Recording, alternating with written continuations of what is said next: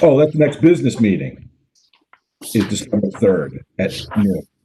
And then the next hearing will be Thursday, December 17th at 4 p.m.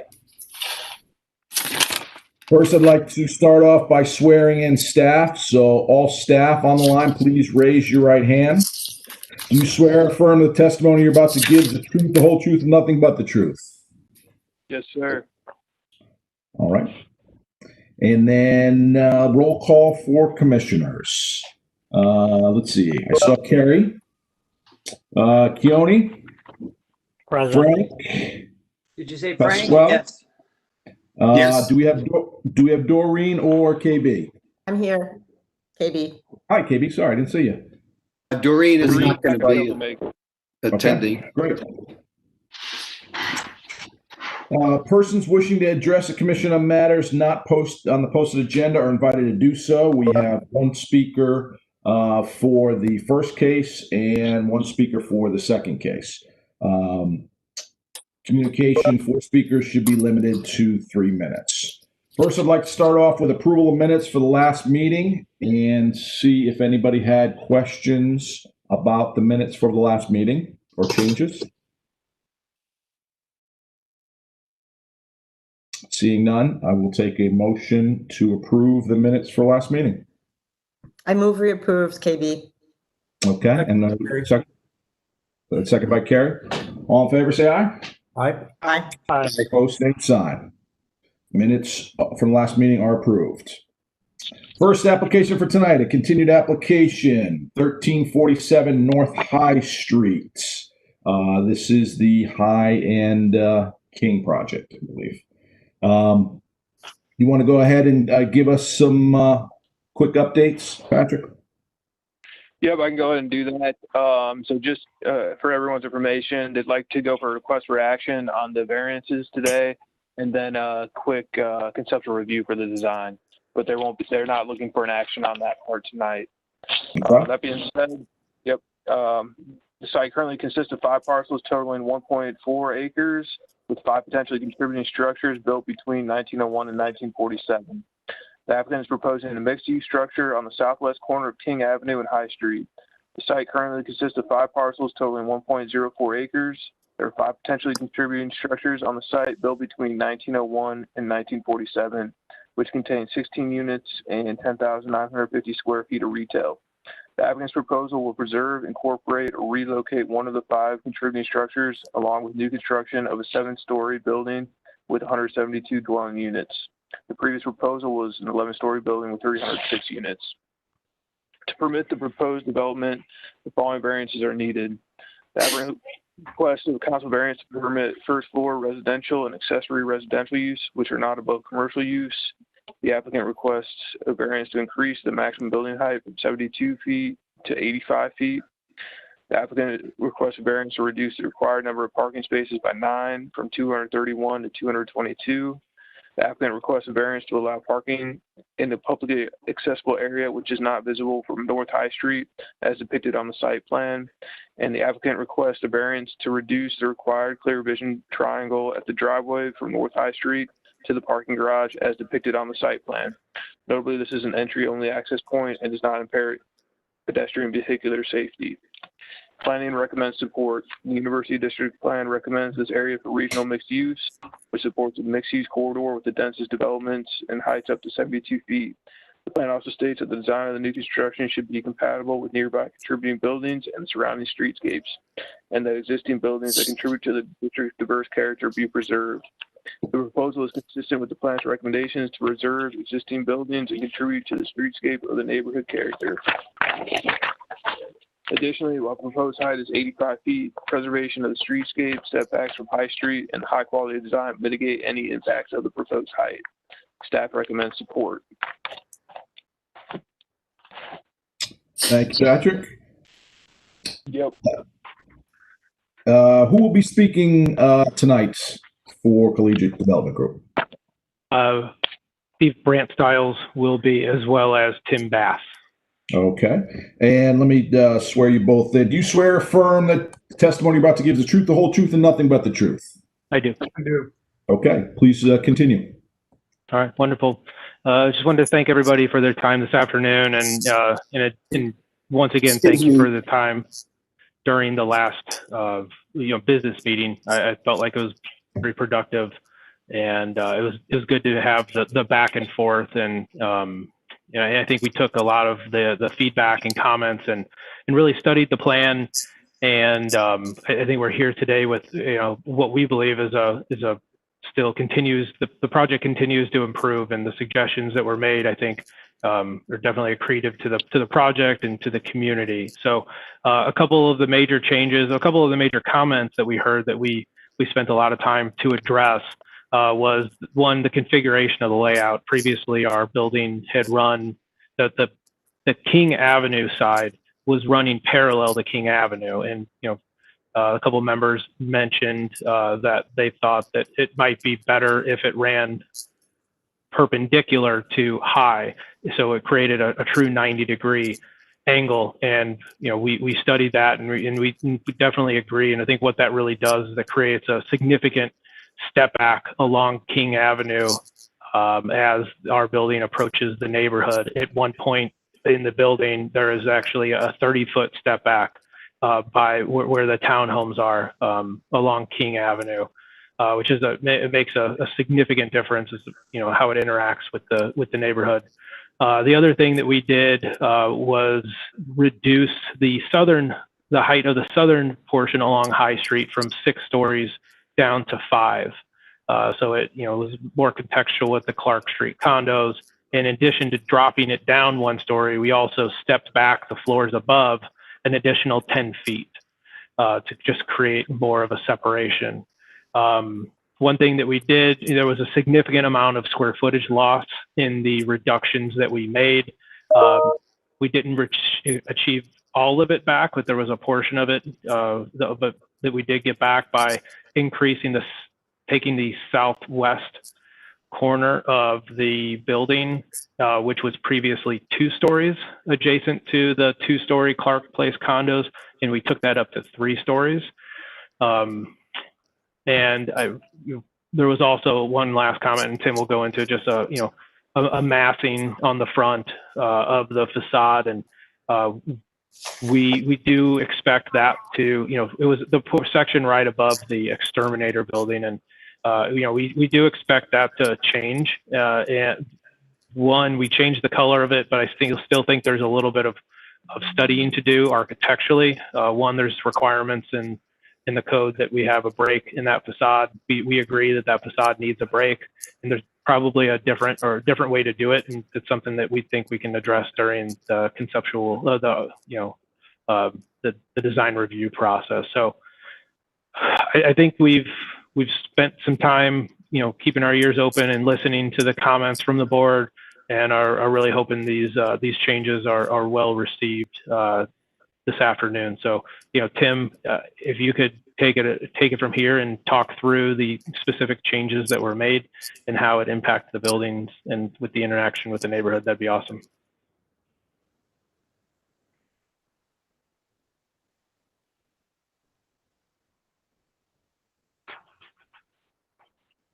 Tim, you might be on mute.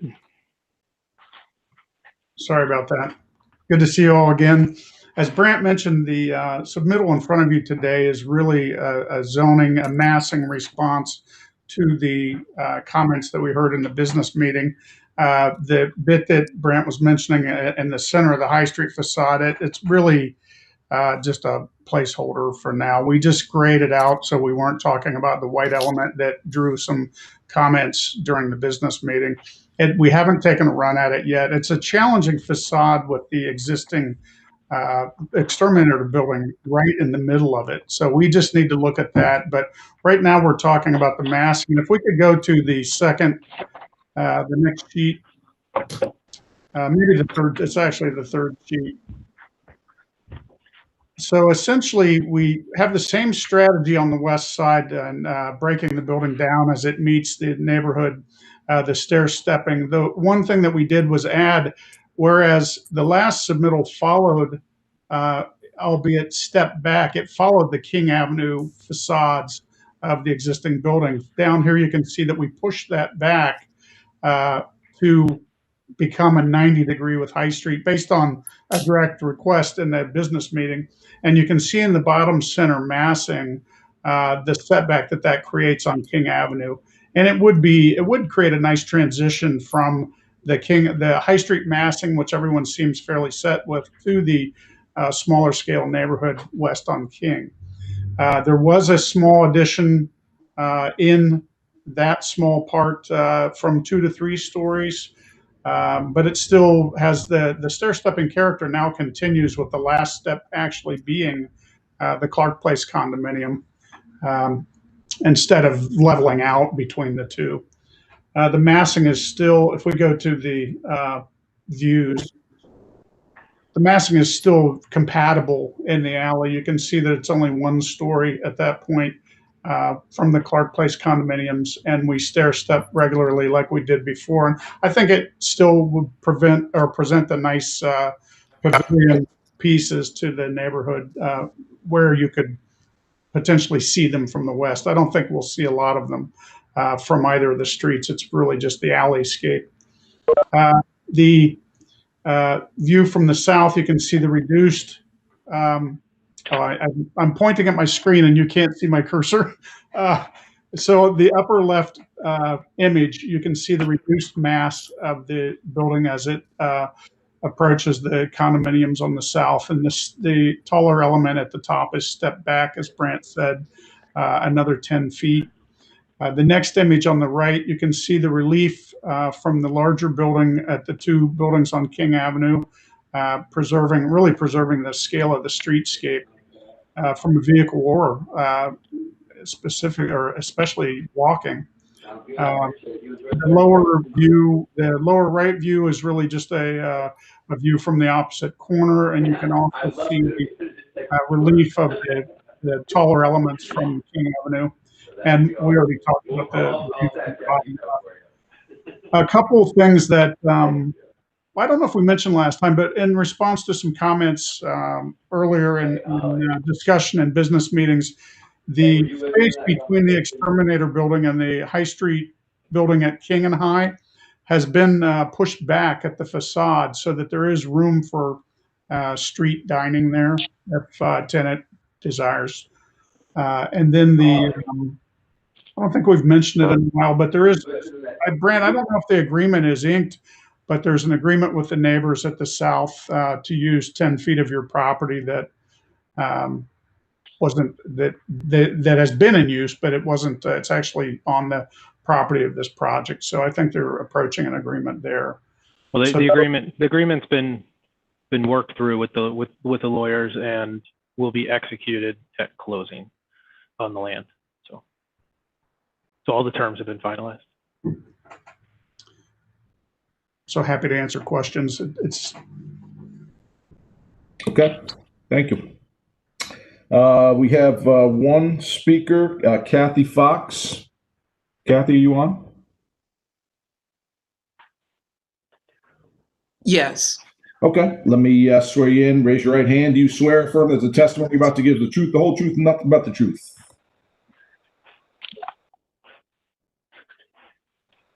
Yes. All right. Thank you. Please go ahead. I'm Kathy Fox. You've seen many iterations of this project, and in the interest of time, I'll be the only neighborhood representative speaking. We appreciate the UIDRB's recommendations that have resulted in improvements and believe that continued dialogue between UIDRB and the applicant prior to approval of zoning variances provides the opportunity to get it right. Notable advances include the change in angle that pulls back the upper portion of the building along King Avenue, which improves the building mass when viewed from the north and the east. However, this improvement is at the expense of some of the step down west and south facing the neighborhood. It appears that CDG has once again basically shifted building mass. And a large part of the tall southeast portion of the building is still adjacent to 2-story historic townhouses with a nod at stepping down that portion. It's more from the applicant that they don't believe they can achieve the bedroom counts listed in the drawings before you with the massing shown, which causes us to be concerned about the pressures the developer will be under to expand the building volume further. The outdoor amenity deck is still proposed immediately adjacent to two-story historic townhouses and homes, a noise and privacy concern. The applicant, again, did not provide elevation showing the context with adjacent buildings, and their shadow studies still start at 10 a.m., artificially minimizing the impact. These are repeat concerns. The project does not yet comply with the University District Plan, and we're concerned that if approved now, the zoning variance language will create the expectation of an 85-foot height in the full area shown on this site plan, preventing further response to this issue.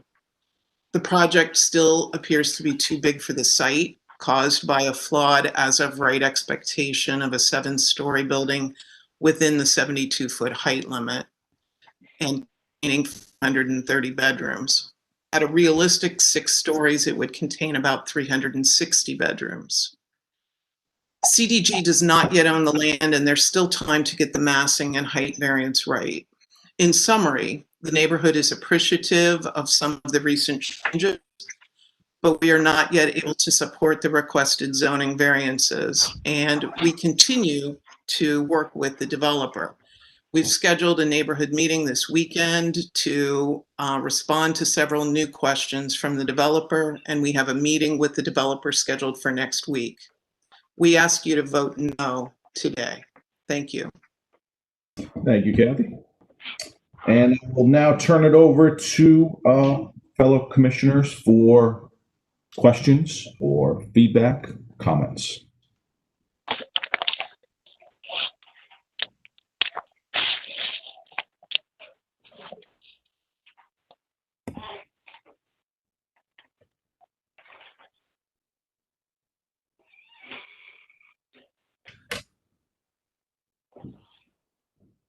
Okay, I'll go. No one seems to be rushing forward on this one. I mean, I appreciate, I think CDG and I think Bass Studio has listened at the previous public meeting and at the business meeting, and they've made some changes. I think the sort of pushing of the King sort of facade off of King, squaring it off with the High Street facade, does provide relief along King. And I think while I'm not sure I'm convinced it's sufficient, I think the sort of indent at the southeast corner helps to mediate between the scale of the Clark Place townhouses and the rest of the block. I'm still struggling, however, with the amount of volume on the site. You know, I think it's a little bit like, I don't know what the right analogy is, Play-Doh, Jell-O. It's like you push one area and it pops up at another area, right? So, you know, the west side of the site, which, you know, stepped from 2 up to the corner, is now floor taller. And while I think there's some merit actually to Tim's kind of argument that it sort of incorporates the Clark Place condos as part of the kind of the stair step on that edge. I still feel that as you get to the northwest corner, the full 7 stories is a little high to make the transition to the 2-story residential across the alley. I mean, you know, it's a step in the right direction, but at this point, I'm not sure I see enough that I could be supportive of the proposal before me today.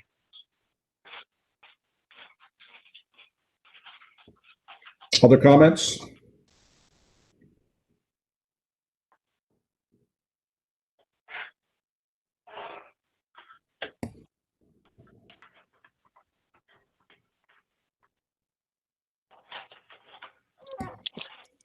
KB, Frank, Gary? I certainly don't disagree with anything that Keone said. I appreciate the nod at the southeast corner as well.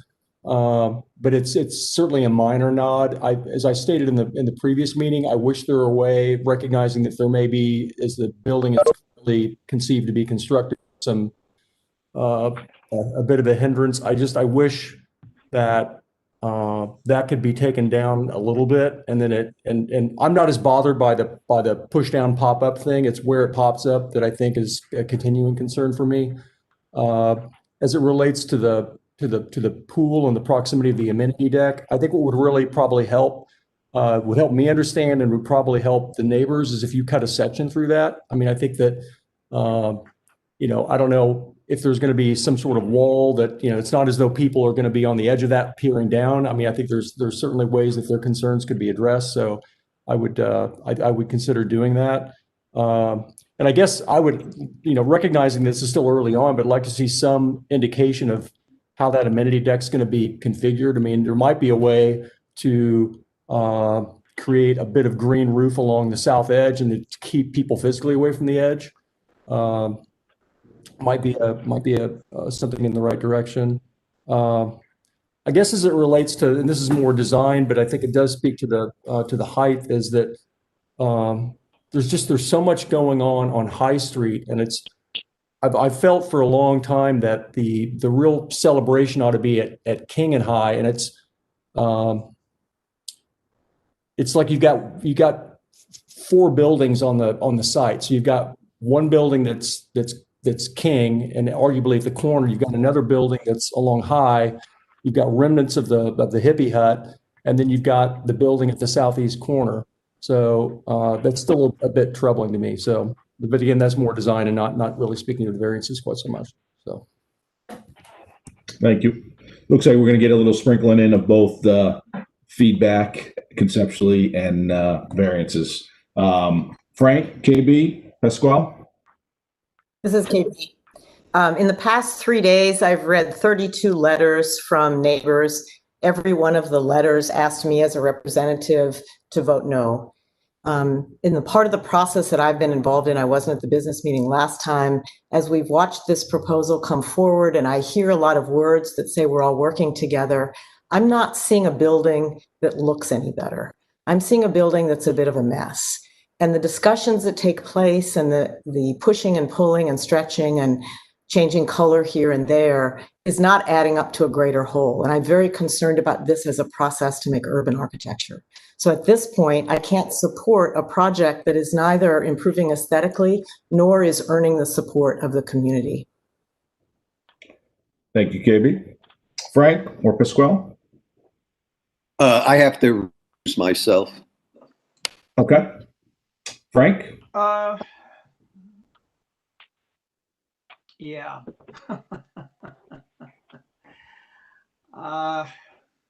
I guess I'm on Keone's page, and when I don't think about it from the standpoint of colors, materials, articulation of fenestration or anything like that, if I ignore all of that and just look at the bulk, which is essentially what the variance is about, I think the bulk from certain certain views is good or okay.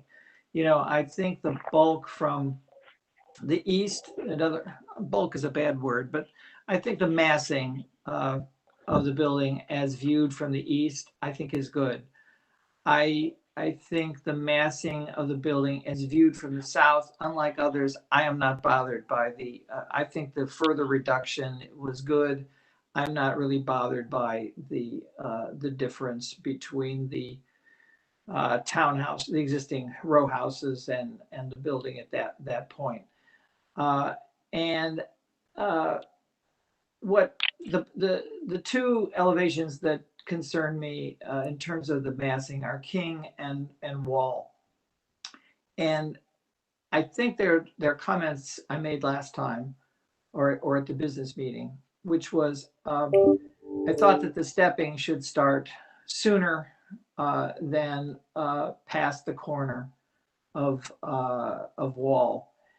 So that when I look at the west elevation, I feel that it would be significant improvement if one story was, taken off of each step, except for the 3-story. I think that can stay 3. I'm not concerned that go from that go back down to 2. But I think that that of those 4 remaining steps, if those all went down a story, I would think that would be a significant benefit to the neighborhood and to the massing of the building.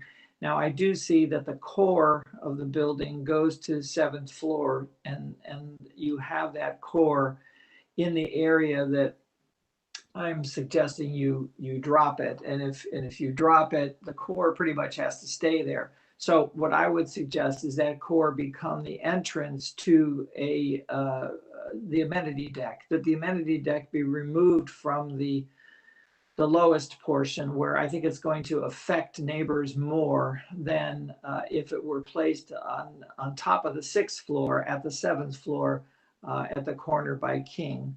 And so that would do a couple things. I think that would get the amenity up away and farther, and I think it would help soften that massing. So in summary, I think if one story got eliminated, starting at King and moving south for each step except for the third, the one with 3 floors, I could support the massing of the building in terms of a variance.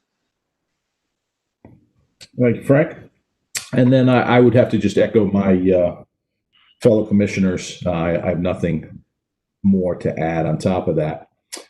So for this first case, Brant, hearing now some of the feedback and some of the conceptual review, do you want us to move forward with a vote on the variances?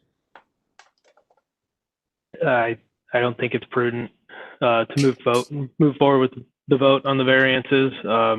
I'd like to, if you guys would be open to table, continue to work with the neighborhood and study some of the suggestions that we heard today.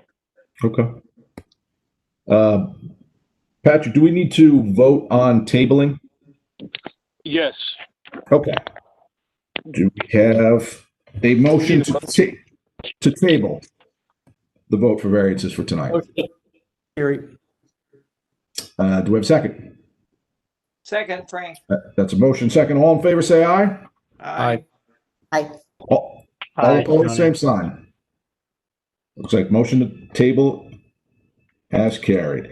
As far as conceptual review, Brent, was there any other questions that you had for the commissioners at this time? No, not tonight. I Okay. appreciate everyone's feedback. Thank you very much. Okay, we'll be moving on then. Thank you. Moving on to next case, 1778 North High Street.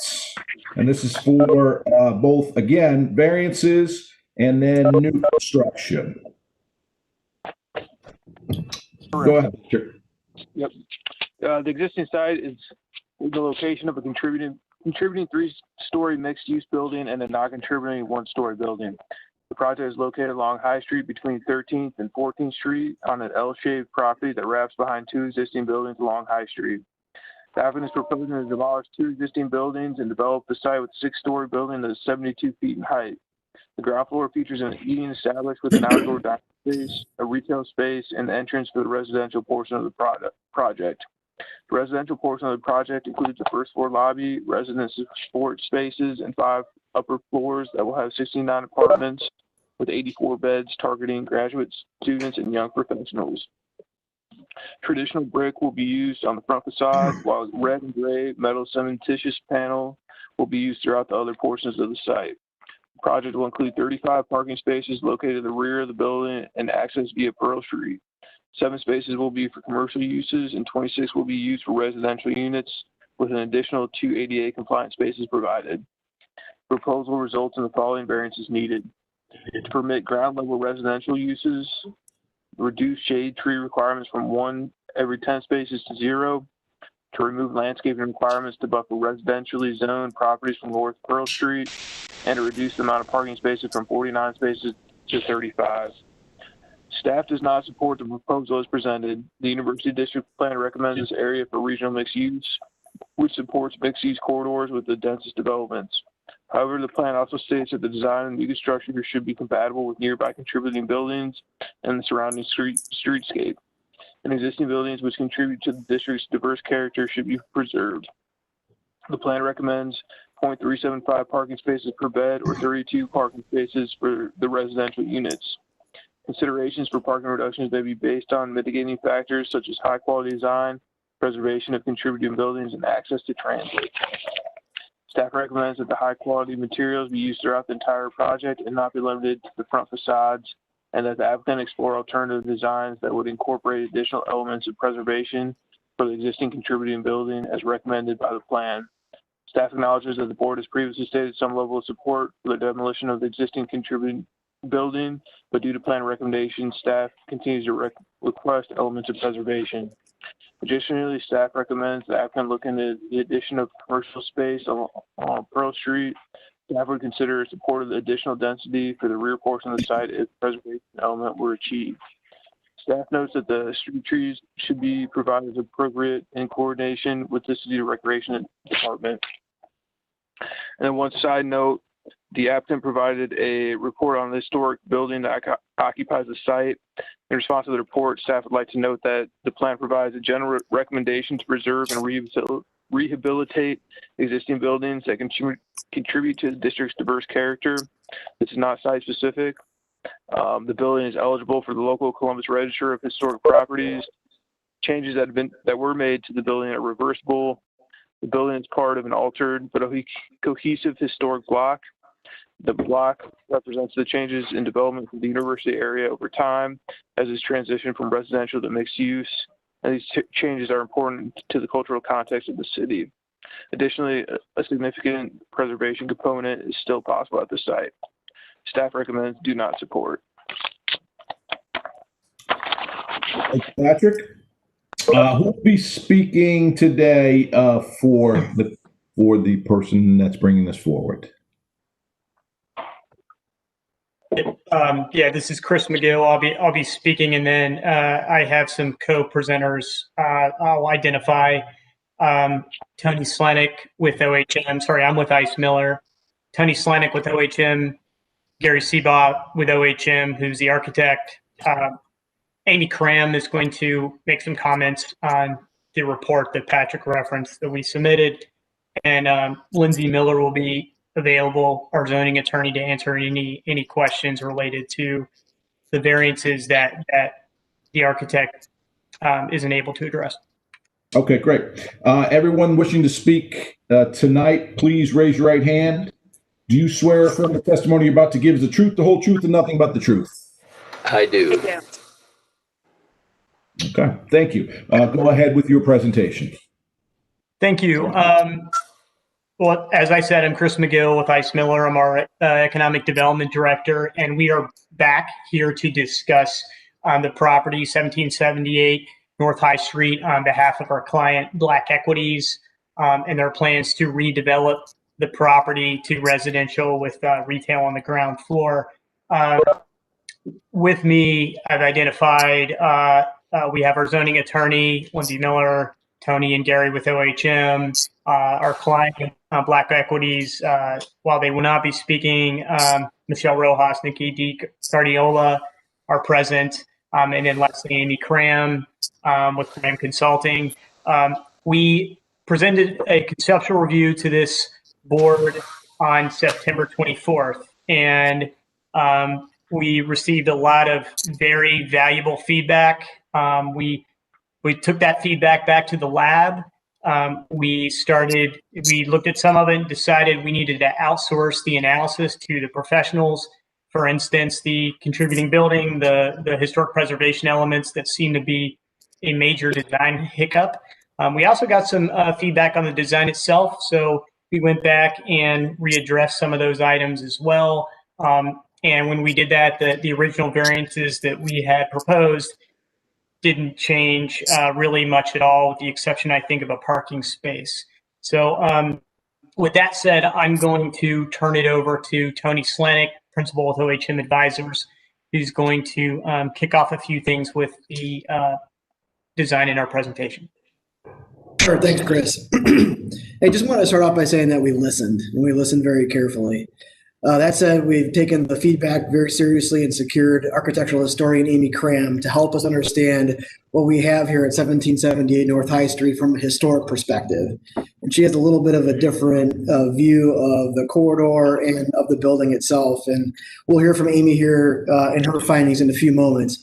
We also listened to the commission related to opportunities for public art, a design revision for the first floor facade, as well as letting you know what we were planning for the Pearl Alley facing portions of the building. Overall, we feel that this proposal fits within the context of the university district and really accomplishes the goals of the project team. We're very excited about moving this project forward and hope to gain approval this afternoon to take the next step forward in the development process. With that, I'm going to turn it over to Amy to give an overview of her report recommendations. After Amy is finished, we'll open it up to questions related to her report, and then turn it to Gary to explain the changes that we made based on the comments we received last meeting. Amy, you want to take it? Hi, thank you. So as Tony said, I'm Amy Cram, and in September I completed a historic assessment report for the subject property, and hopefully you've all had a time to read it. And I will give you a really quick summary of my findings, and I'm certainly glad to answer any questions. So I'm an architectural historian, and for this report, I base my findings on the Secretary of Interior standards for evaluating properties for the National Register of Historic Places. And my analysis consisted of two parts. First, I looked at historical information to find out the history of the building and the vicinity, the block with it that it sits in. And then I visited the site. I inspected the inside and outside of the building to come up with an assessment of its integrity. And then using the National Register guidelines, I looked at the building both as historically, to see if it was historically significant and also if it retained integrity. So as far as the building's historic significance, in all the research I did, I failed to find any information that suggests this building meets the criteria for the National Register. And those criteria, there's typically 3 of them. Criteria C means for its architecture, B is typically associated with a person, and A is usually associated with a theme. In this case, it would probably be either urban planning or a streetcar neighborhood or perhaps a commercial corridor. So my research discovered the building was constructed in 1914. It was a multifamily residential building. It had 6 flats in it. The entire block that it sits in was all residential. There was no commercial component on that block at all. And it was an extended streetcar neighborhood. You took the interurban from downtown Columbus and headed north, and that's what the area was in 1914 when it was built out. The block has since been converted to this mixed use area. From my records, the earliest sign of any type of mixed use in there was in the late 1960s. It seems like most of the commercial and mixed use started in the 1980s. So this block's significance as this mixed use district supporting OSU, it hasn't reached that 50-year threshold yet for National Register eligibility. In the world of that National Register, 50 years is the threshold, and we're still about 15 years off of that. So as for the building's architecture, I looked at it, like I said, on the inside and out, and I feel that it's lost all aspects of its integrity because there's just extensive alterations and additions. The building on the interior has lost its original plan, its design, its workmanship. The only remaining feature is the front staircase remains in the same place it originally was constructed. And even that, the first floor of it has been replaced. It's still in the same location. But all of the interior walls are gone. There's nothing left on the interior. There's nothing reversible on the interior. All you have is a shell on the outside. And then as far as the outside is concerned, there are large multi-story additions that were constructed, it appears, from 1990 and later. And those additions are 4 times bigger than the original square footage of the building. The original window and door openings have been altered with the putting those additions on. So even if you took the additions off, it's not reversible in the sense you have new window and door openings in the original building. There's also windows and doors that had been closed in. So and then even on the north elevation is the only side that looked unaltered. So just that north wall. Even on the front facade, 1/3 of that, the whole first floor is completely new, built not after 1985. So even the front facade, the main view you see from High Street, didn't look that way. And it's been changed since 1985. So for these reasons, I recommend that the building is not eligible for the National Register. I don't believe it contributes to a National Register district. The area is no longer a residential area, and it's not old enough to be considered for the mixed-use commercial district that began in the 80s. So I'll also point out that I found at least 3 times this building has been included in historic preservation surveys over the years, and not one of them ever noted that this building was eligible for the National Register. So that's a really quick summary of the long report that you hopefully read. And if you have questions, I'm certainly glad to answer anything. Thank you.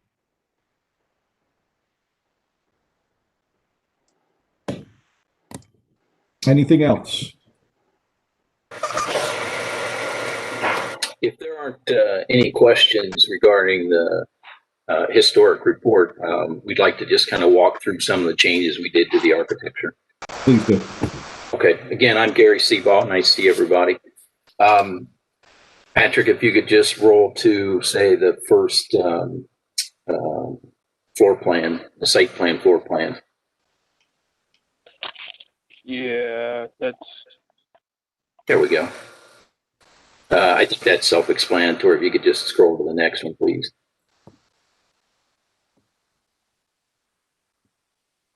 I know it's really subtle, but we have adjusted the building. Part of it is shifted. The lower portion of it shifted to the east, and it's actually gotten shorter on the southern side because we're making room for an easement that has to make its way along the south and up the west for sanitary along the property. So the building has shrunk a little bit. I know it's subtle. And then if you go to the next image and get to the floor plan, we can skip the massing diagram.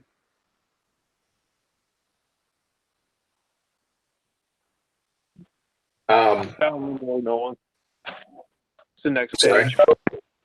Yeah, that's.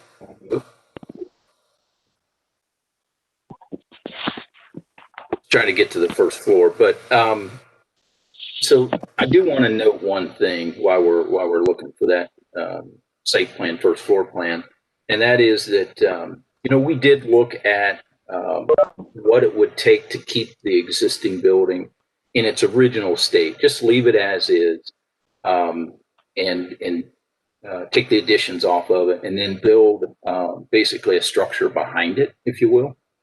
And a couple of things I want to comment about that, because I want to make sure you understood we looked at it. And if we add another story, we're at 6 stories. If we went another story, we would be at 7 stories. So we're right at the threshold before we become a high rise. And, with high rise, we get into a whole bunch of different code requirements. And for a building this size, it wasn't feasible. So at 7 stories, there's still a net loss of 3 2-bedroom units and 3 1-bedroom units. And we still didn't, unfortunately, the building as it exists today, if you've been in it, the Bibby Bop has really low ceilings. The structure is low. It's a wood frame building. So it's not, I think I used the word, functionally it's challenging to bring it into a modern use. And Amy mentioned it before, because it was residential, the first floor is elevated about 4 feet above the sidewalk. So it doesn't engage the sidewalk very well. It's not very engaging. And I know they cut in some doors and put some interior stairs to create that access point, but you actually have to go through Bullwinkles to get on an elevator to get to the first floor if you're at all handicapped. So there's some challenges with the elevated floor. But I wanted to note that we did look at that in addition to having Amy look at the significance of the building itself. So what we're bringing back is really just kind of a modified building plan and site plan with the input that we got from you in the last meeting. The client asked that we, as we rework that storefront, and I think it was Frank mentioned, before, was kind of engaged with one of the two masses on the front of the building. And so as we worked on that, we pulled that storefront back, made it continuous, which allowed us to get a little bit more sidewalk. And so we can get some sidewalk seating out there, again, engaging that pedestrian level a little bit better. And then we divided the retail or the commercial space into what they think is appropriate size for a small restaurant, like what's in there now. And then that'll leave about 1,000 square feet for a retail, just a straight retail component. So now we've got, a couple good uses, what we think are on the street level. And then we shifted the entrance to the residential, which is on the southern side. We kind of shifted that back, and that leads back to the elevator lobby and the amenity space for storage of packages, et cetera. Patrick, if you could just jump to the second floor plan, the next floor plan. Really haven't changed much here. Again, it's subtle, some of the changes that happened, but we've still got that patio. We shifted the fitness center off of the patio. We made it a little bit smaller. So we got those kind of more public interactive spaces on the front of the building. We spent the time to, I think somebody asked that we look at making sure that this works. And so we laid out all the floor plans. We thought about shaft locations. We really kind of took it to an early DD level so that we knew we had the windows in the right place and we knew it was going to work, what we're showing you. We kept the recessed balconies only along High Street because we think it adds to some of the, takes some of the flatness out of the facade and gives some depth to it. But we ended up taking, I think, again, it was Frank said, not a fan of the cantilevered balconies. And honestly, in this market, we didn't feel that they were that necessary. And we wanted the square footage in the unit. So we ended up taking all the balconies off of it and just keeping those recessed balconies along High Street. Patrick, if you could give them the next level or next floor plan. It's a little bit more evident here because this is where we start to see those recessed balconies starting on 3, 4, 5, and 6. Just on the front, we've got those kind of punched in recessed balconies. And if you go to the next one, is the elevation.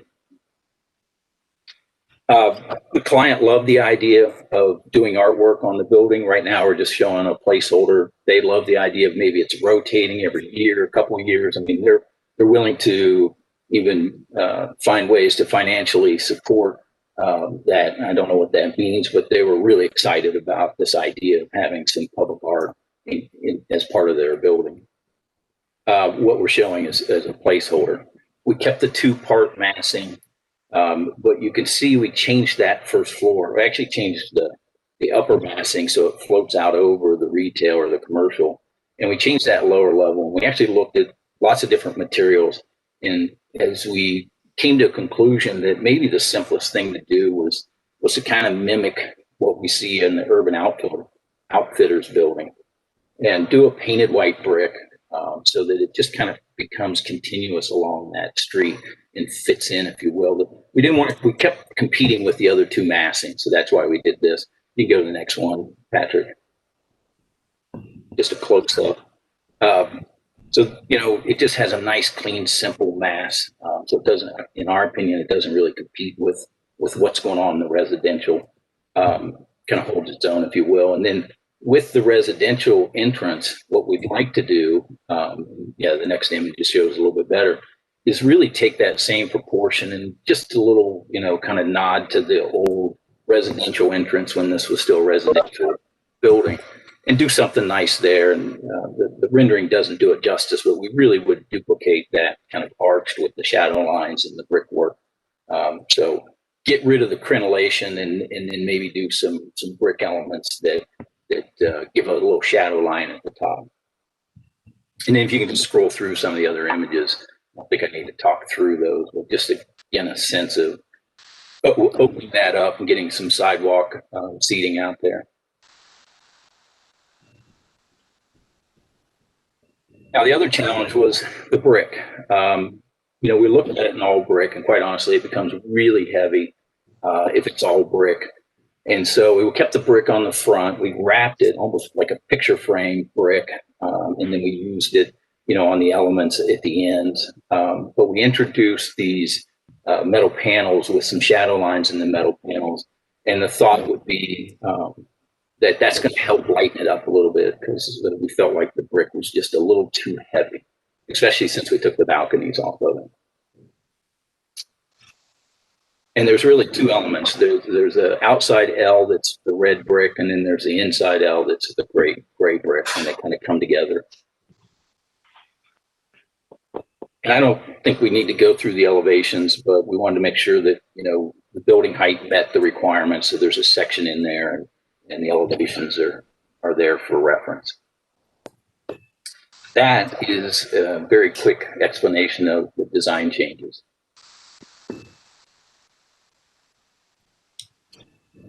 Okay, thank you.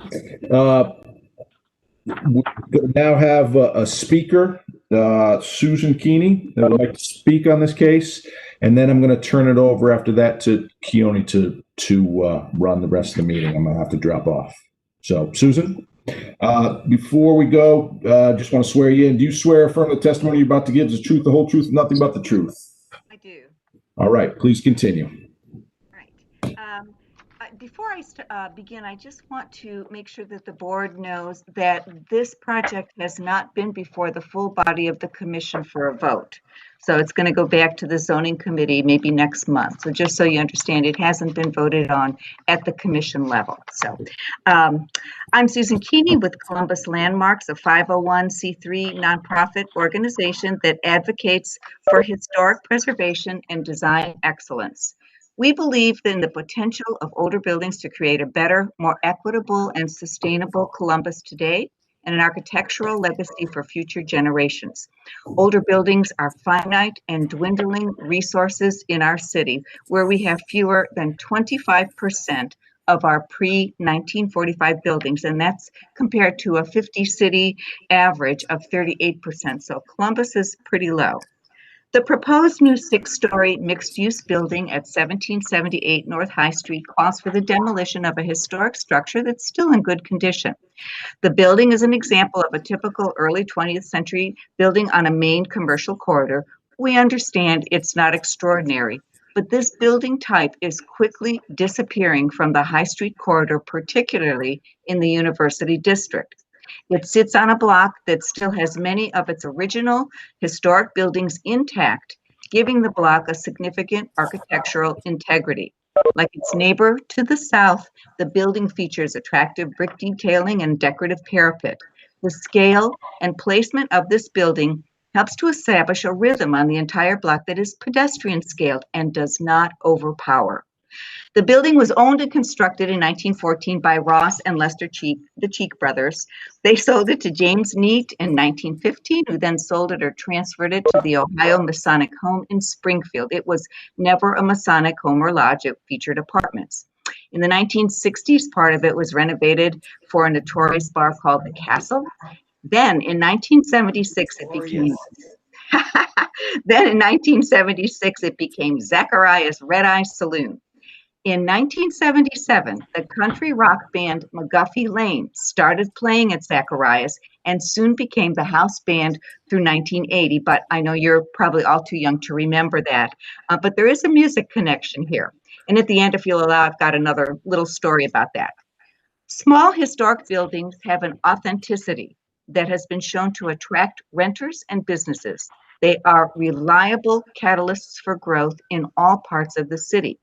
We believe that what would add interest, character, and engagement to this project would be to save the existing historic building and incorporate it into the redevelopment of this site. Later additions could be demolished, providing ample opportunity for more intensive infill. We strongly encourage the adaptive reuse of this historic building within this development project. And can I tell my quick little story? Would that be okay? Hello? Okay. I So guess I'm in charge now. Go for it. Go for it. Okay. So I wanted to mention, and speaking with the zoning chair of the University Area Commission, he told me that in the late 70s, he had been invited to play harmonica for one set of the McGuffey Lane Band. So that's his claim to fame, and just hats off to Brian Williams. And thank you as a board for your thoughtful consideration of this application. Thank you. All right. Any other comments from the public? All right, let's open the board members. One question I have just to start it off. Pasquale, is that true? It has not come in front of the UAC yet? I'm sorry?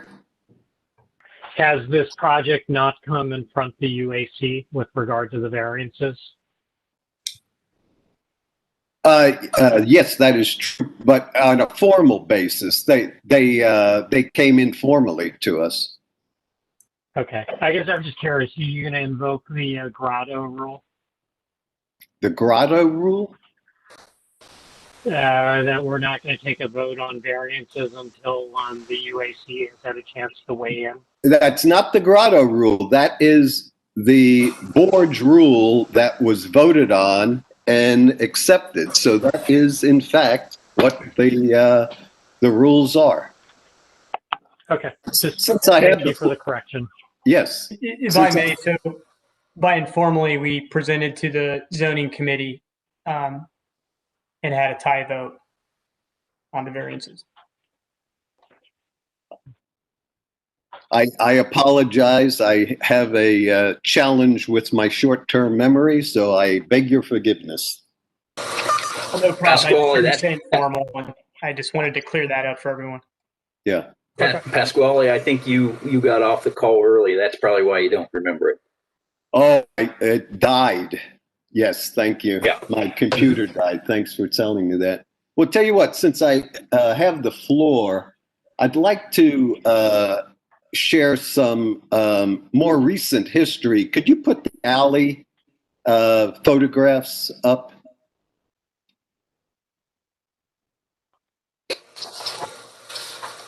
Patrick?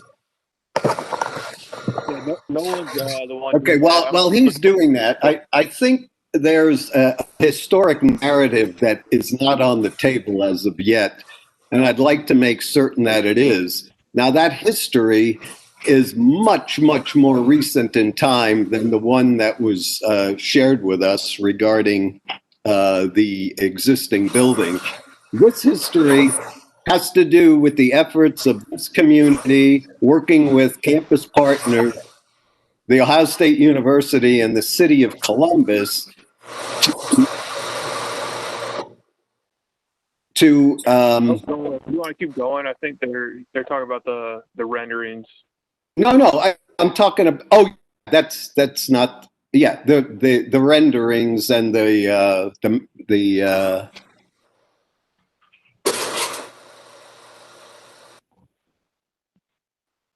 so in terms of that historicity, we're looking at maybe 5 years ago, and we as a community felt that the revitalization of Pearl Alley was of major importance to the development and redevelopment of the section of High Street from Lane Avenue to the, what's all that noise? I got it. Don't worry about it. Okay. That the redevelopment of Pearl Alley from Lane Avenue to the Gateway project was extremely important to us in two regards. One, the redevelopment of the properties on High Street, but because we knew what the rent structure was going to be like after that renovation and remodeling, we knew that we could provide an opportunity for startup businesses and smaller businesses to be introduced along Pearl. in so saying, we were able to work with the campus partners and the university to use as phase one of that concept the redevelopment at 15th and High from 18th down to 14th, and start to do that. We were fortunate that Ohio State had purchased both sides of the alley, so we actually have a double-sided situation. And in fact, they removed the overhead utilities, they widened the alley, and it is the impetus for other things to happen north and south of that redevelopment project. I think that this project does not address any of those issues that are apparent in the redevelopment at 55. Nor is it consistent with the attitude that we as a community, this board, and the area commission adopted in terms of how the Pearl, which is actually Pearl Street, should be redeveloped. I think that head-in parking is totally inconsistent. I think if you look at the design guidelines, you'll see that the recommendation, it's more policy. It's more policy than it is ordinance right now. But buildings that face onto the alley should not exceed 35 feet in height before there's a step back, which would make that transition from the new development to the residential portion in this case on the left side much more apparent. So for that reason, I can't support the variances at this point in time.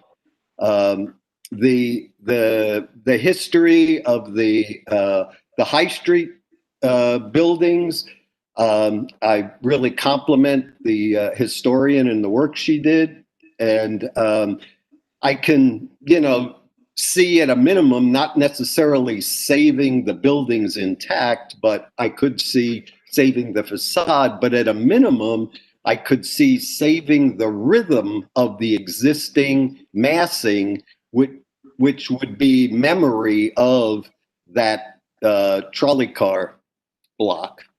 Thank you. Other board members?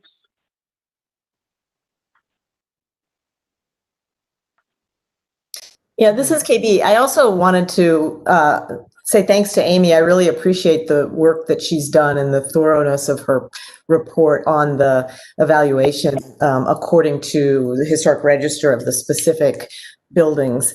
I think that the understanding of this context of the street as a whole is the more important question for me. It's not that the buildings themselves must be preserved because the artifacts have unique cultural value, but that the overall density, the feel, the continuity, the facades, and the fabric of High Street does have a historic character that the new proposal doesn't contribute to and takes something significant away from. I also am quite interested in Pasquale's read of the alley. I've been participating in the design development of Pearl Street through the work with the University Architect's Office and looking at the new materials they've used behind the Wellington block where the Target store is.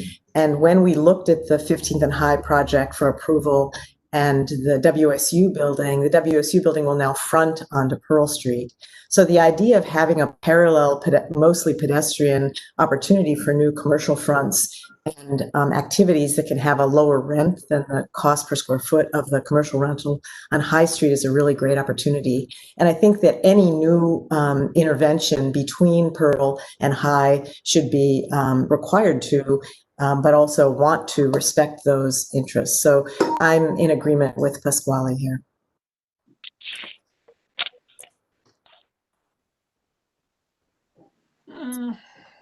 Yeah, I have some comments. I don't have much to say about Pearl Street other than it sounds like those objectives should be respected. with regard to the High Street facade and the demolition of the building, I think I said the last time that I thought actually putting that building out of its misery was probably appropriate, and I think the report pretty much confirms that. In terms of the facade on High Street, I think largely it's pretty good. I like the simple retail box down at the bottom, and I like the two-part facade above it with the recess in the middle, which I think, though in brutal scale, it does I think pay some homage to what was there before. If that's truly a necessary objective or not, I think it's debatable, but I think it does. The only problem I truly have with the High Street facade is the arch. Not that I have a trouble with arches, but I do feel as though it's crowded. I'm not sure that the proportions of that entrance are not very, they're not very comfortable for me. And I think it's going to need more study. So anyway, those are my comments.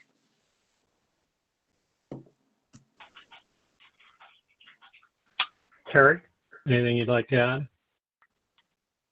I largely agree with what's been said. I think as it relates to the retail component on the ground floor, I understand why you did what you did. I guess for me, I look at it and it's just a bit of a downer because I look at the complexity of the upper part of the building to the north, and then this one, it just looks like he gave up. So I think buildings that I see that are going up on High Street that I personally consider to be successful is that you can be a dramatic contrast between kind of traditional materials and language on the ground floor or the first couple of floors, and then it goes to something radically different above. And I think that's an approach. But here, there's just not enough going on for me. I mean, I get that it's brick and it's painted, and that's a nod to your neighbor to the north, but I just feel like it's kind of missing something. And to kind of build on what Frank said about the residential, I understand why the top elevation of the what is I guess an amenity deck on the second floor. I wish that one were higher than the other. So it seems like the residential entry just isn't celebrated enough. It's kind of hiding back there. And I get the whole arch, and there's going to be some shadows, and it's going to be interesting. But I agree that I think it just needs more work. So I think that's it.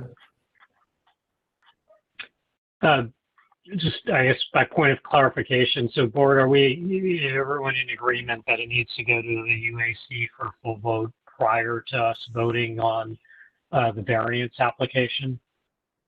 Yes. Yes. Okay. So let me add my comments. I think, as is just stated, go to the UAC, to the full commission, and get a vote on the zoning variances. From my standpoint, I have a couple questions on the variances. I don't quite understand.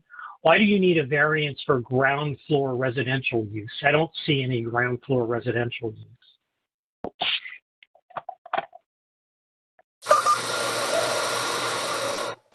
I'll take the first shot at that.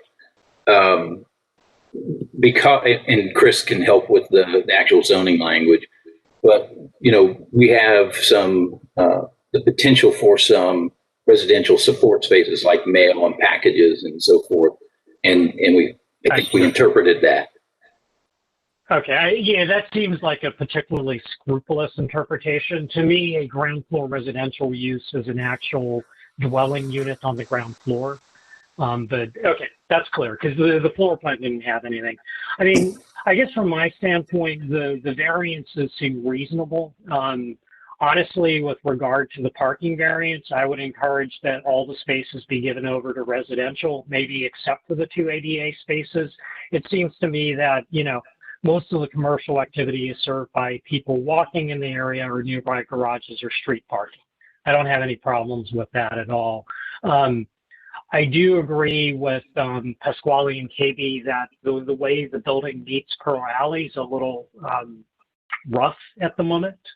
And while I don't necessarily think a ground floor retail use would be particularly viable, I do think you can do more with landscaping rather than just extending the pavement all the way to the underside of the parking, because you've got that kind of wedge of streetscape. So I would encourage you to reconsider the need for that variance and whether you can soften that back and do something a little less brutal, for lack of a better word, with it.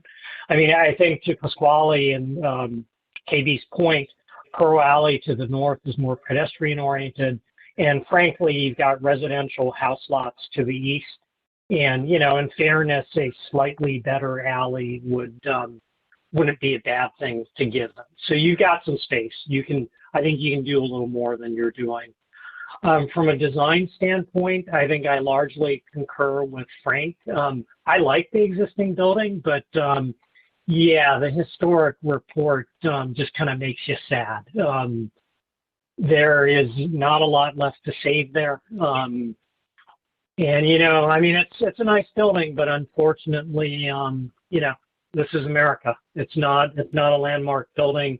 It's hard to make a solid case that it should be kept. I think the aesthetics are, you know, clean and modern. I think Carrie has a point. I think something could be, I wouldn't argue for a historicist interpretation of the lower retail block, but, you know, maybe a little something could be done to give it the same degree of finesse and complexity that I think the upper blocks have. And, you know, I agree with Frank, the arch is a little squished. I don't care. You want an arch to recall the old building, you don't, doesn't bother me either way, but if you're going to have an arch, you got to give it room to breathe. The only other thing I would offer is on the back side, to my earlier point about the alley being a little tough.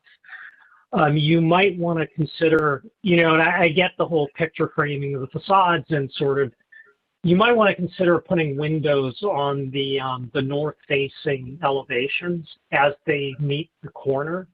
You've got dwelling units on those corners. And I think if you turn the corner with some windows, that would help to soften the building to Pearl Alley. It would make it a little, it would make the alley a little less tough. And frankly, you know, the alley is a place that late at night can be one of the less safe places. And if kind of dwelling units with windows faced out to the alley, it would help make the alley a better place. You know, there would be some line of sight from units to the spaces, and you'd be less likely to have stuff happen. Patrick, this is Pasquale. Could you put up the renderings of Pearl Alley at 15th and High? Because I don't know if the applicant has really understood what is in fact in process. I think this is just a matter of education and as a reminder to certain board members. Pasquale, for clarification, you're talking about the WOC buildings, correct? Yes, that and the block just south of it. Yeah, that whole stretch there. So they could get an idea of the character and the safety that is being built in because of that character. Yeah. So actually, Nolan is the one who is sharing materials right now. I'm not sure if he has access to the remote login or not. I would recommend, Gary, is you take a hard look at what we're in the process of executing, and you'll see that Pearl is envisioned as a street that will continue down to the Gateway project. Over time, we're looking for monies that could bury the rest of the utilities. We were able to get them buried for the extent of the project from 16th to 14th. And hopefully, we'll be able to put that on the table in much the same way we got the utilities removed from High Street. So that Pearl is going to become more of Pearl Street and Pearl Alley. But I think you'll find that educational when you look at the renderings. Can I ask, and then Gary, feel free to weigh in, but is this a published, or you said what we're in the process of finalizing, are these design plans for the alley, land use plans for the alley that have been submitted? I just want to kind of get an understanding. Alley, yes, I'm talking about the redevelopment of the buildings along the alley. Yeah, it's in process. It's under construction as we speak. Chris Pasquale, I have copies of those when we started this. Okay. And I certainly know exactly what you're talking about.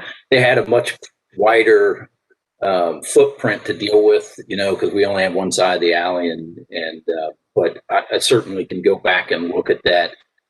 We looked at that. We looked at the plan. We understood that there was, they didn't codify the recommendation to do the step back. That's why we didn't do the step back. But the way the building's angled, it technically is outside of that 25-foot setback. But with all that said, we'll go back and look at it again for sure.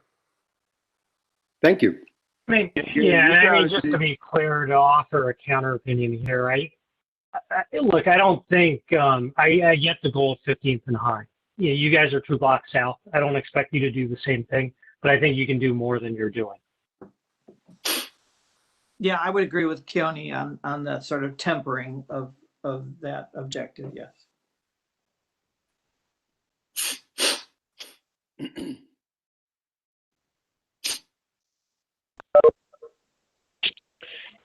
Anything else?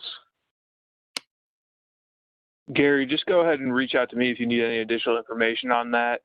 At this time, I don't know. I guess there it is. Yeah. Yeah. Thanks, Nolan.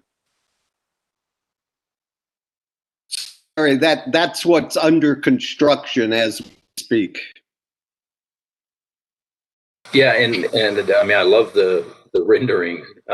Again, we don't have that. We don't have enough control over Pearl Street to really do that. You have control of your side of Pearl Street. Yeah, and I think it would be challenging to get retail there that would be supported by activity. But I think we can be respectful of the scale and some of the other elements that are going on here, the lighting, etc. Lewis, could you show the WRSU corner, which is only a half a block away from this? You want me to pull up the rendering? Yeah. Yeah, give me a minute here.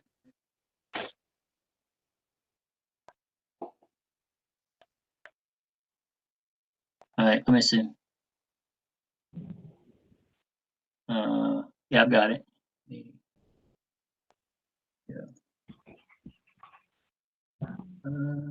Here we go.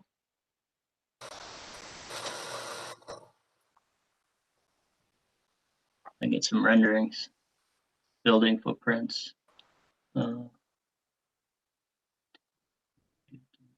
They had computer renderings in that presentation. Yeah, I'm looking for them. But I just have elevation. Okay, well. I can You're right there, kind of. Yeah, I mean the site plan is a good indicator of the way they treated Pearl Street in 15. There's a plaza along 14th that goes from Pearl to the a triangular shaped plaza that goes from Pearl to High Street.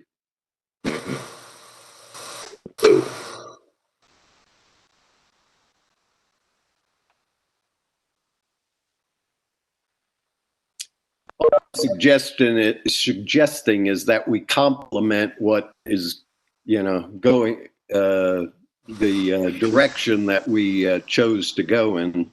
That's all. Yeah, and that's 14th right there with that kind of public plaza on the outside. Yes. Yeah, I didn't hear anything that, gives me any heartburn, except I've got a little bit of mixed direction on the historic building. I mean, trying to salvage part of that building is I don't think anybody's going to like the outcome of that. And so I guess I need some really clear direction as to how much support we have for taking it down, because that's really the direction that we think is the right way to go. Yeah, personally, I don't necessarily agree with taking it down, but in terms of facadectomy, that's an avenue. Also, if you look at the massing of the two buildings that adjacent to it, I think that just a replication of that massing, and then to pick up on Kerry's comment about that commercial piece, I think that just it doesn't work in my mind either. So I think there's an opportunity there to remember the massing and the rhythm that exists presently on High Street, but maybe not necessarily, save the entire building. I think there's a couple of avenues you could take. You could, like I said, save the facade. If that doesn't meet it, save the rhythm and the proportion and the massing. You're not going to get clear direction because we're going to disagree. For God's sake, don't do a facadectomy. Take the goddamn thing down rather than do that. I'm with Keone 100%. I mean, look, I like the building, but I get it. And it's a bigger indignity to sort of strip the back off and plaster the front on something else than to just, as Frank said, put it out of its misery. For the record, I think there's some finessing you can do with the design, but it's a clean, modern design. I like it. I think it's crisp. I think the changes with regard to the balconies were good ones. I think, so that's my take on it. Yep. I also don't support the facadectomy. I don't think that does service either to the historic state or to the future. What I'm most interested in seeing is really good urbanism. So from both High Street and Pearl Street, an idea about the continuity of the street. These are pedestrian areas. These are areas where there's a lot of changes going on. So I understand it's kind of chasing a moving target, but I think a really good piece of architecture on that site would make a really good street front. And then the designs, a lot of the aesthetic qualities you have that people already commented on, I'm in favor of. I like the modern language you're using by and large. But my biggest interest is in seeing that as we continue to put new buildings where there's been existing life in the city for a long time, that we really improve upon the urban fabric. Good point, KB. Excellent.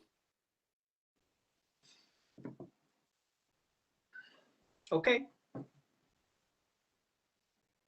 All right.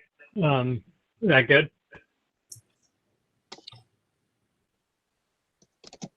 Do we have to formally table, or do we just? Yeah, we need a motion to table, or however the applicant wants to proceed.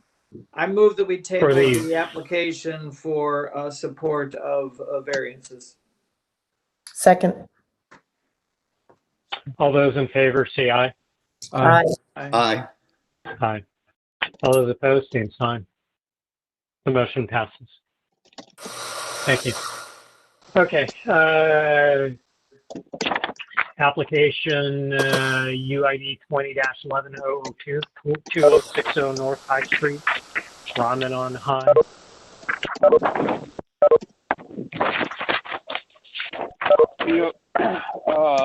The existing site is a mixed-use building at the corner of North High Street and Woodruff Avenue. The picture step down to the basement level. The applicant is proposing to replace an existing sign with a new LED illuminated channel letter sign and the logo on the facade. The logo will feature white acrylic with black trim cap and overlaid with red vinyl and is approximately 25 inches tall. The letters are overlaid with black perforated vinyl and are between 7 inches and 14 inches tall. Overall, the proposed signage is 15 feet wide. Staff recommends approval with conditions. The University District Plan recommends that new signage be designed to be logical and complementary component of the overall design of the storefront, and that internally illuminated channel letters may be appropriate, and the wall sign lettering be between 8 and 16 inches. The proposed graphic is generally consistent with the plan's recommendation. The staff recommends that text be centered on the store entrance to be more complementary to overall storefront. Staff recommends conditional approval. Text be centered over the, the text be centered above the storefront entrance.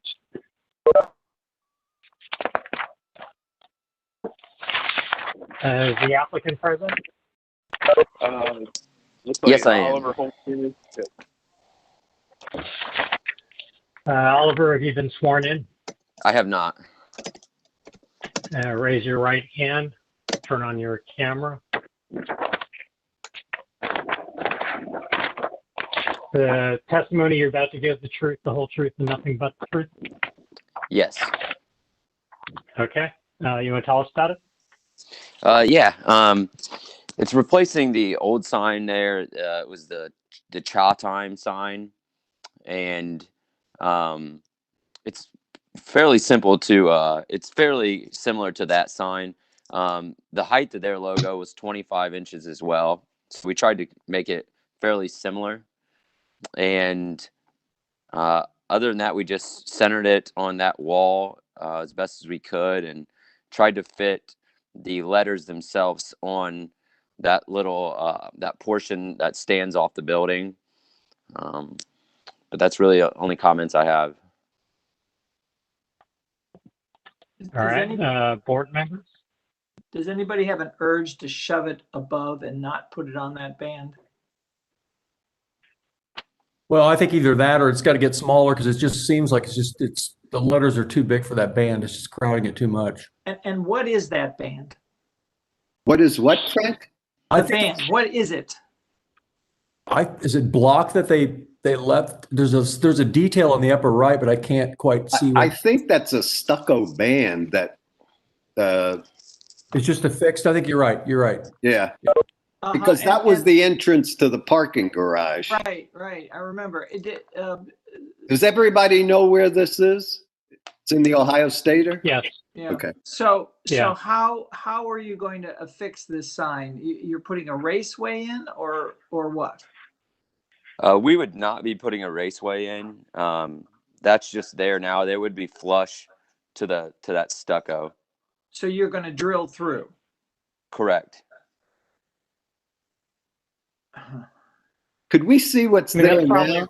Is there a raceway now? That's probably what they did with the chop line sign. It's to the right. Do you have the existing photo, Patrick? No one. If you pull up. Very small. I see it. It's on the right. Just zoom. Yeah. Yeah. Just zoom on it. Yeah, it'll be pixelated, but.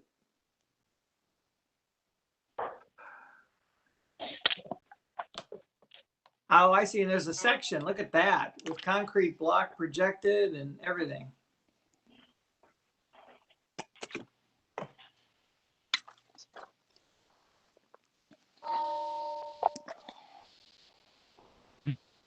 I don't know.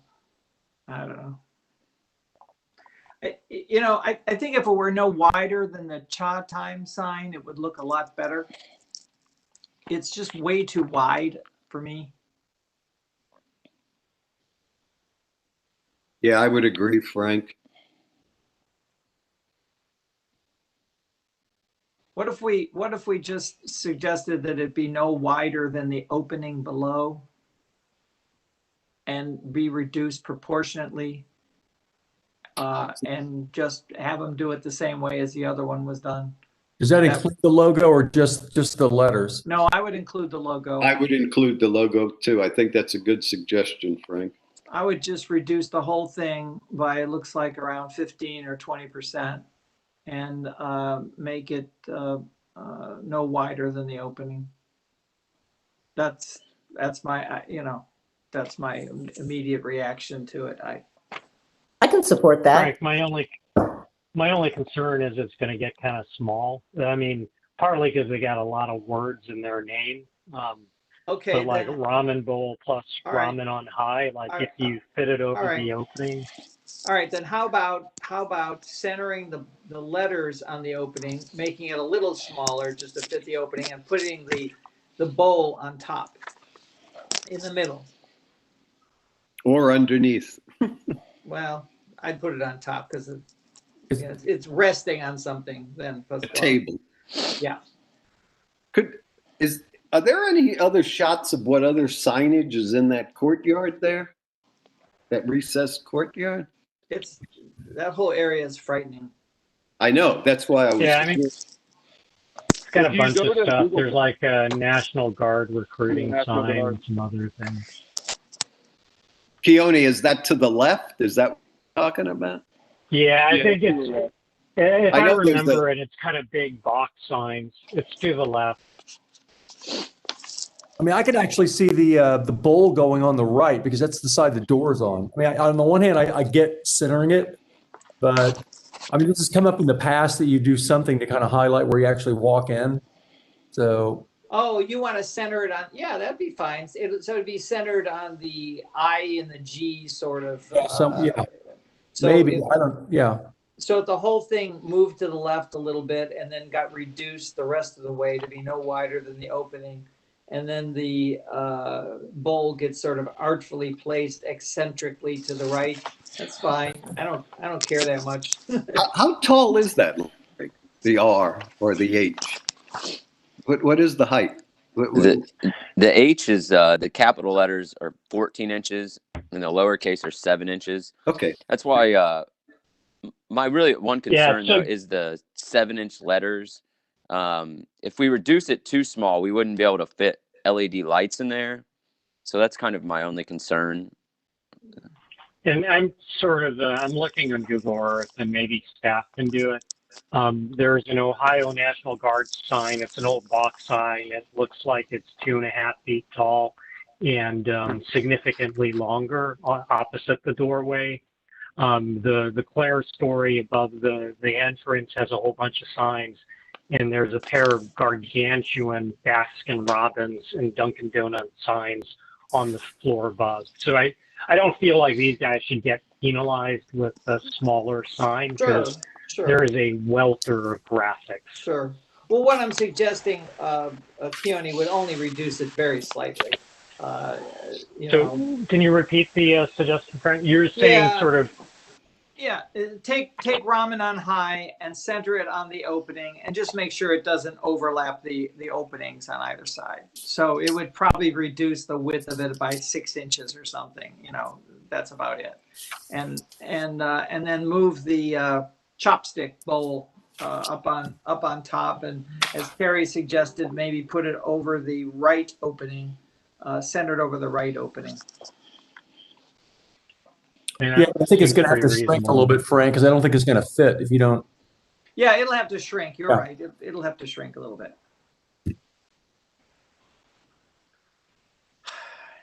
Yeah, we got every sign on earth here and I hear you, Keone. You're right that we don't want to, but of course it's got to start somewhere too. Yeah, I agree with you, Frank. We got to clean that up at some point in time. Well, I mean, it's got to start with the old box signs going away. But until, no one's going to take down a box sign because. Yeah, I mean, that seems pretty reasonable. I think what you and Carrie kind of suggested. I sort of like the ramen bowl off center. Yeah. Okay, let me make a motion then. I move that we approve the application with the following conditions: that the text ramen on high be centered on the paired opening, and that the width of the text be no wider than the opening below, and that the ramen bowl be reduced by probably about 20% and moved to be centered on the right opening above the Ramanan High sign. Second. All those in favor, say aye. Aye. Aye. Aye. All those opposed, same sign. Okay, motion passes. All right. Thank you. Okay, conceptual application 88 East North Avenue, UID 2010-003. The existing site consists of single-family homes and vacant lots. The recommended land use is higher intensity residential. The applicant is proposing to build a 5-story, 141-unit apartment building geared towards students. Said residential structure will be demolished as part of the proposal. Ground floor walk-up units will be featured on East 9th Avenue with the rest of the units above. An amenity feature is proposed for the southwest corner of the site. 1 parking space per unit will be provided below ground and at ground level, and the FAR of the proposal is 3.33. The previous proposal was 6 stories, 147 units, and had an FAR of 3.55. The applicant will be requesting to rezone the site from R4 to AR3. In addition to rezoning to AR3, the proposal results in the need for the following variances: to reduce lot area per dwelling unit from 700 square feet to 371, to reduce landscaping area behind the most rear portion of the building from 5% of the lot area to 0%, to increase permitted lot coverage from 30% to 92%, and to remove 10 inches caliper trees without replacement on the parcel, to reduce calculated parking from 436 spaces to 141 spaces, to reduce calculated building setback line based on the building to the east and west from 6.5 feet to 2 feet as depicted on the site plan, and to reduce the minimum rear setback from 2 feet to 1 foot. Additionally, to increase the maximum building size from 10,200 square feet to 228,292 square feet, to increase the FAR from 0.8 to 3.33, and to reduce the tree planting from 15 to 0. Staff is generally supportive of the proposal. Additional information will be required at the time of the request for action, materials, lighting, landscaping, etc., to review for consistency with plan recommendations. The University District Plan recommends high-intensity residential. The plan also recommends the scale of new construction be influenced by nearby contributing buildings and the streetscape, and the setbacks of higher stories from the front facade should be considered for taller buildings to lessen their visual impact. Staff notes that the building has been reduced in size after previous review with the board, but requests additional setbacks or step downs in height towards the neighborhood. Staff would consider support for a higher FAR with the inclusion of creative design and high quality materials such as traditional masonry throughout the project that contribute to community character. Additionally, staff notes street trees should be provided as appropriate in coordination with the city's Recreation and Parks Department. This application is being heard for consent for review. Okay, applicant present. Yes, members of the board, my name is Dave Perry. Also on the call is Kristen Penrod, principal with Parallel Company, and Brett Rohde with Rohde Architects. This application is submitted for second concept review, and as noted, has been reduced to story. You want to raise your right hand? Anyone who wants to speak?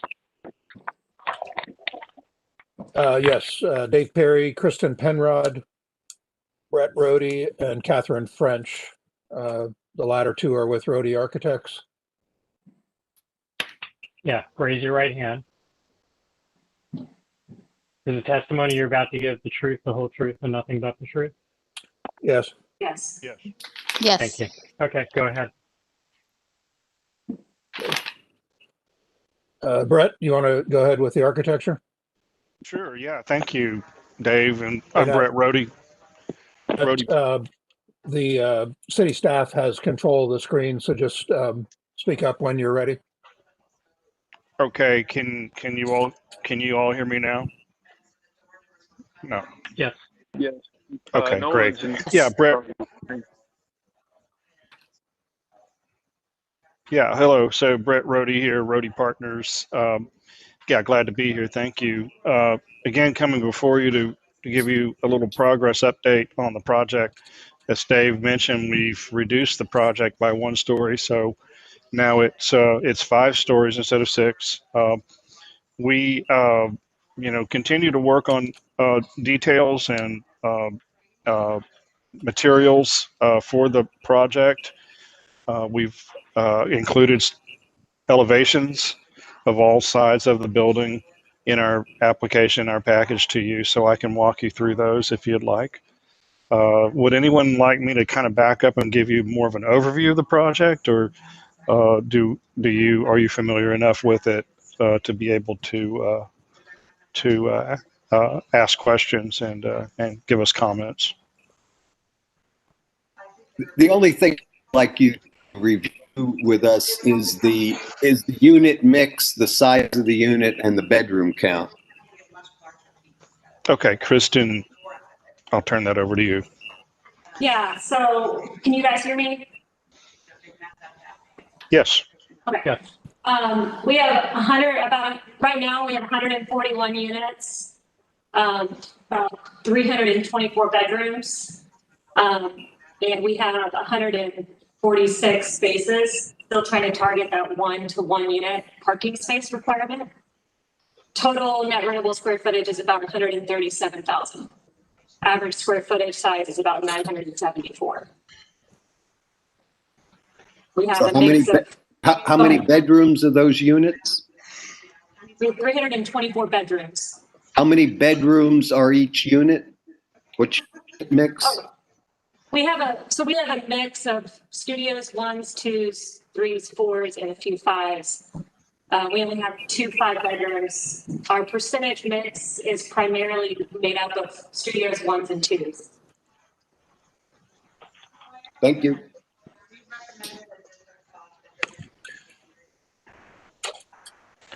Hey, members of the board, would you like Brett to run through the renderings and what he's done with the design? Well, I have to say, I think that at the workshop meeting, I had asked, and I thought you were going to provide context elevations. These are just elevations of a box on a white page. It doesn't tell us anything in terms of how it relates to the surrounding environment. And renderings don't help with that either. So I guess I'm disappointed to not see elevations in context. Could we, whoever's controlling the screen, can we go to those elevations, please? I thought there were a couple of screen profiles that were provided. Yes, there are several. Oh, you know what? It's interesting. I have it up on my screen at home here, and it's not showing. It's showing just your building and not those, and it's the same. So it must be a PDF problem. I apologize. Oh, okay. I'm sorry. I apologize No problem. for what I said. Yeah, we see that also occasionally. So I'm glad you pointed it out, though. So yeah, that's what this is. We've done some research and presented what we see that is existing on all sides of the building. So if you can talk about the site plan and how these elevations relate to the surrounding locations and how you've decided on what you've done based on those existing adjacencies. Sure. Well, the idea here is to break the building, our project down into smaller parts. Okay, so and to have a little bit of scale, a little bit of more of a traditional scale, since we're transitioning into to the older neighborhood. So we've the general approach for the project, that is it. As far as direct responses, with direct references to some of our adjacent neighbors, probably not. But I think through the use of the materials and the scale and proportions of the windows, our step back on the 5th floor, we're achieving that in spirit, and without doing something that would not be authentic, in the sense that this is an apartment building, and there are certain things about it that are that need to be, incorporated. So I don't know if that answers your question, Frank, but that, we intend to evoke the spirit of the neighborhood and with the use of the materials and detailing and proportions. Hey, can you guys go to page 4? And so Frank, you can see the layout maybe of the building, if that's helpful. Yeah, so And this then we is can the go ground up- floor Okay, ground so floor the- plan you're So on the seeing. left in this plan is the parking garage with the veneer townhouses or townhouses in front of it, correct? That's right. As part of Correct. Gateway, correct? And then on the right side of it is that what was it, a 2 or 3 story building? It's a two-story two-story apartment building. And then across the street, 9th, is what? 3 and 4 story apartments, fairly new. I mean, I'd say within the last maybe 10 years, maybe 12 years. It's the one from place. A 4-story building. 4-story building. All Yeah, brick. it's the Edwards project, Frank. Right. And then that project gets taller as you go closer to 5. And can you remind me, Patrick? Can you remind me of, this is the third larger project that we've looked at tonight, and on the first one, staff was recommending approval. On the second one, staff was recommending disapproval. This one, I think you're recommending approval with conditions. I'm having trouble with the consistency of your recommendations, and I'm wondering. On this one, we didn't talk about the variances too much in the previous meetings, but it would seem that this is a huge amount of variance in terms of height and density and whatever. And I'd like you to sort of explain why the department is in support of that. Yeah, for this one in particular, I think that the department is supportive of additional residential units on this site, and they see it as a improvement to the existing conditions. For the other 2 cases, they really want to see elements of preservation, and that's in particular for the 1778 North High Street proposal that we just got done viewing. But the King and High, we are in support of right now. The other thing on the variances, Frank and members of the board, is that this is an apartment building. If this were zoned commercial, as is everything to the south and west, almost none of those variances would be applicable. Parallel just doesn't have a commercial component. If there were a commercial component and I changed this to CPD, most of those variances would go away. And that's why this is comparable for the environment to the Gateway Garage, the Edwards project, and the Community Housing Network project, all of which are zoned commercial. But I mean, if you went through the CPD process, you would still come in front of the UAC as well as this board for support or not support, and then you would go to council, right? Yes, well, this will go to council also, Keone, but I'm just saying I can't zone this commercial since it doesn't have a commercial component. Sure. But it is a comparable project to Gateway, the building to the west, Edwards, and CHN, all of which are zoned commercial, and these standards wouldn't be applicable to them. So the question to me is not so much the technicalities of the zoning code as opposed to the form of the building. In regardless of which zoning category this would be in, it would come before this board because it's in the impact district. Yeah, can you clarify that point? I mean, the point of the zoning code is to determine what is appropriate, not just from the standpoint of use, but from the standpoint of bulk and mass within the city. So how is it that the zoning code would not be relevant in this case? The only reason this is not a proposed commercial district is because there isn't a commercial use in the building. The leasing office is an accessory use to the building. It's not a commercial office. What I'm saying is that if this was a different project with independent ground level commercial, I wouldn't be using a multifamily district, and most of the standards that are cited would not be applicable. But the site would be the same thing. The proposal would be the same thing, but with the addition of some ground level commercial use, and the location would be the same.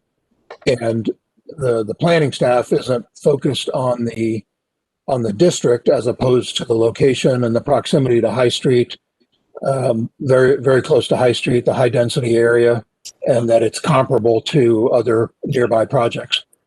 The important line, land use wise, I think the important line is Section Alley, because the character east of Section Alley is different than Section Alley to High Street.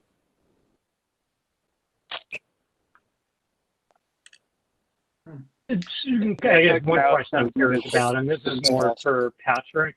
Patrick, the rezoning to AR4, does that go straight to council? Does that come in front of us, or?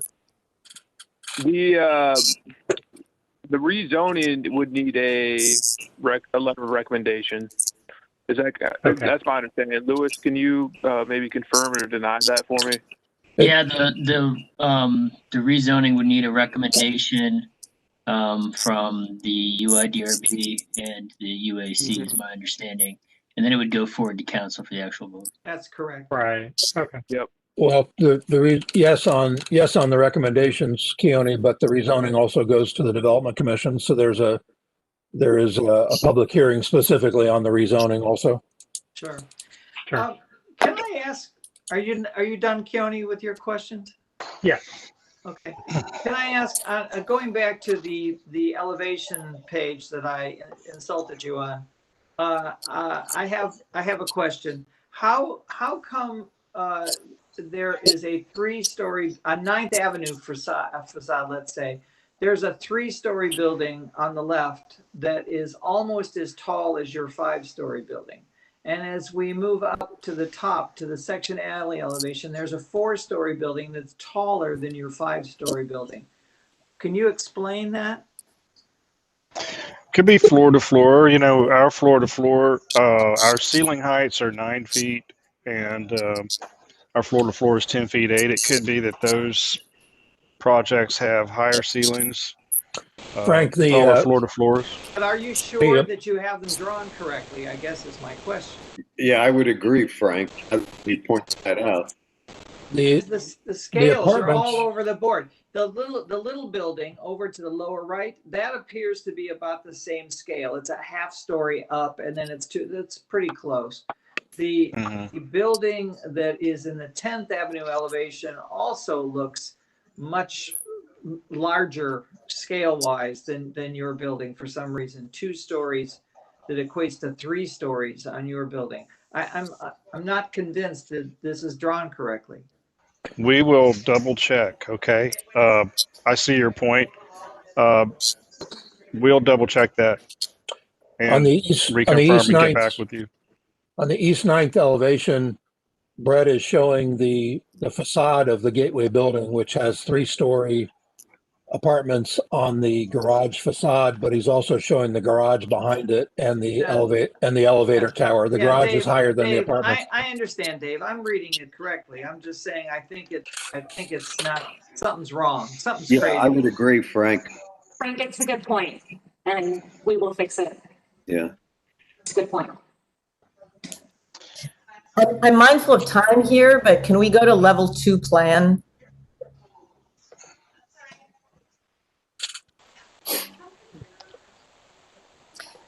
All the apartments on the level 2 plan face out onto the amenity court with the pool. Is that a legal means of egress?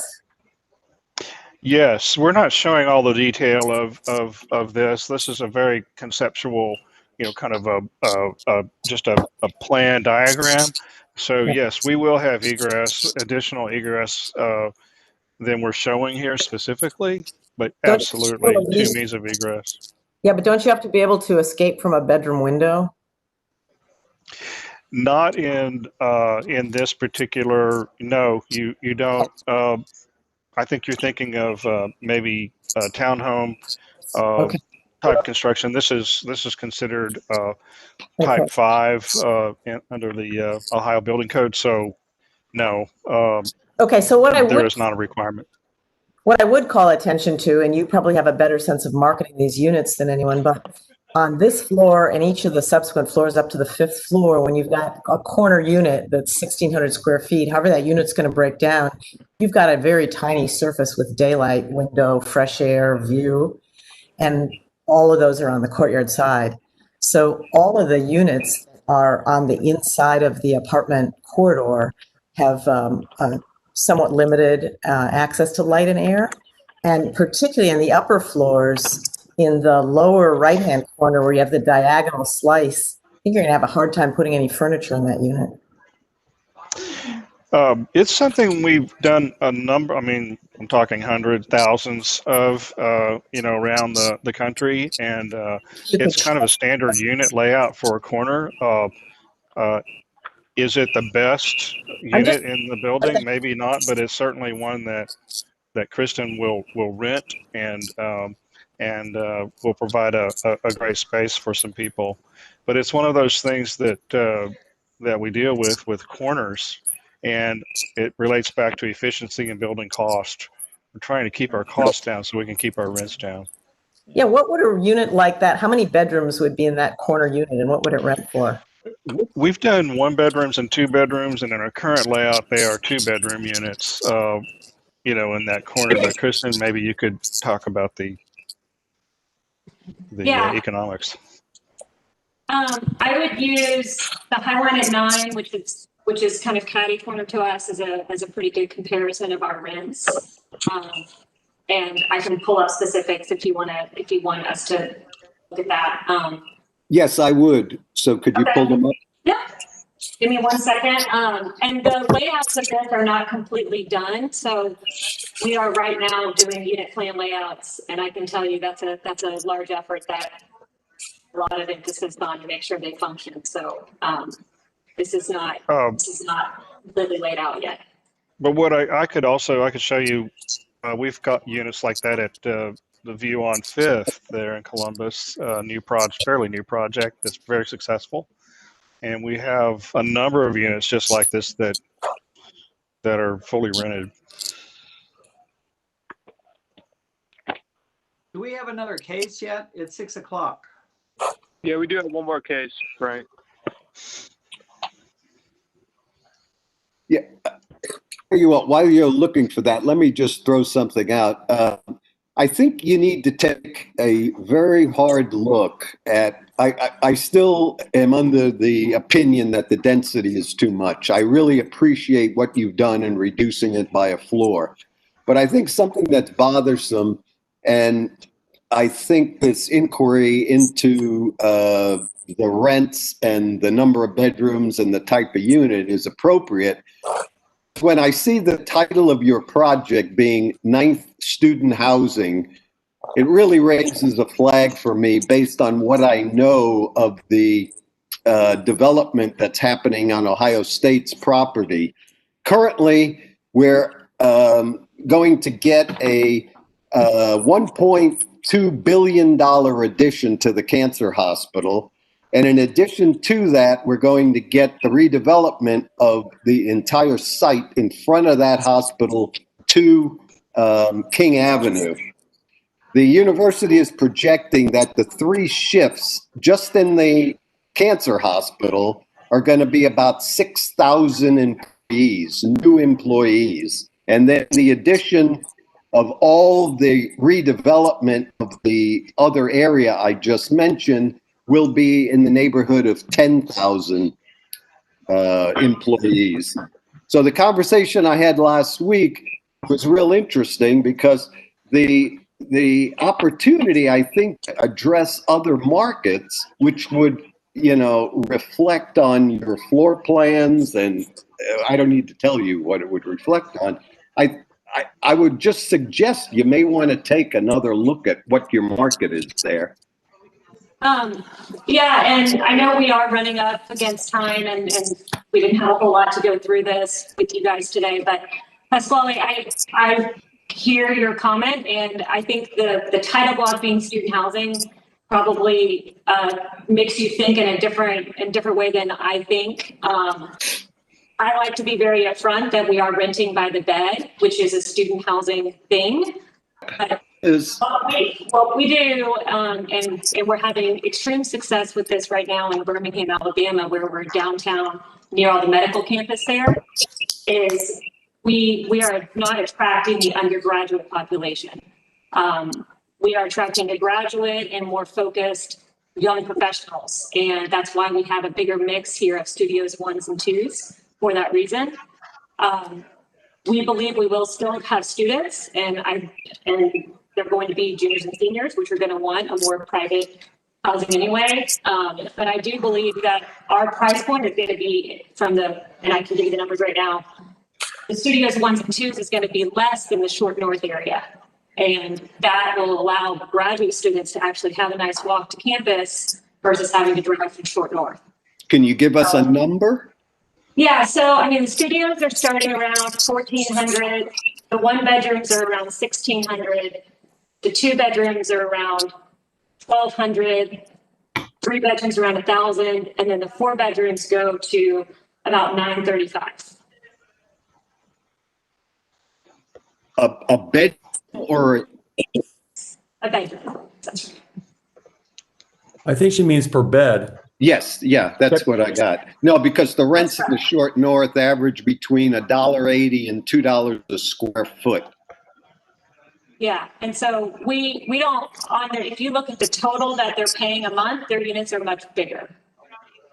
So they're gonna pay a lot more because they're looking at a 1 bedroom at sometimes 1,000 square feet.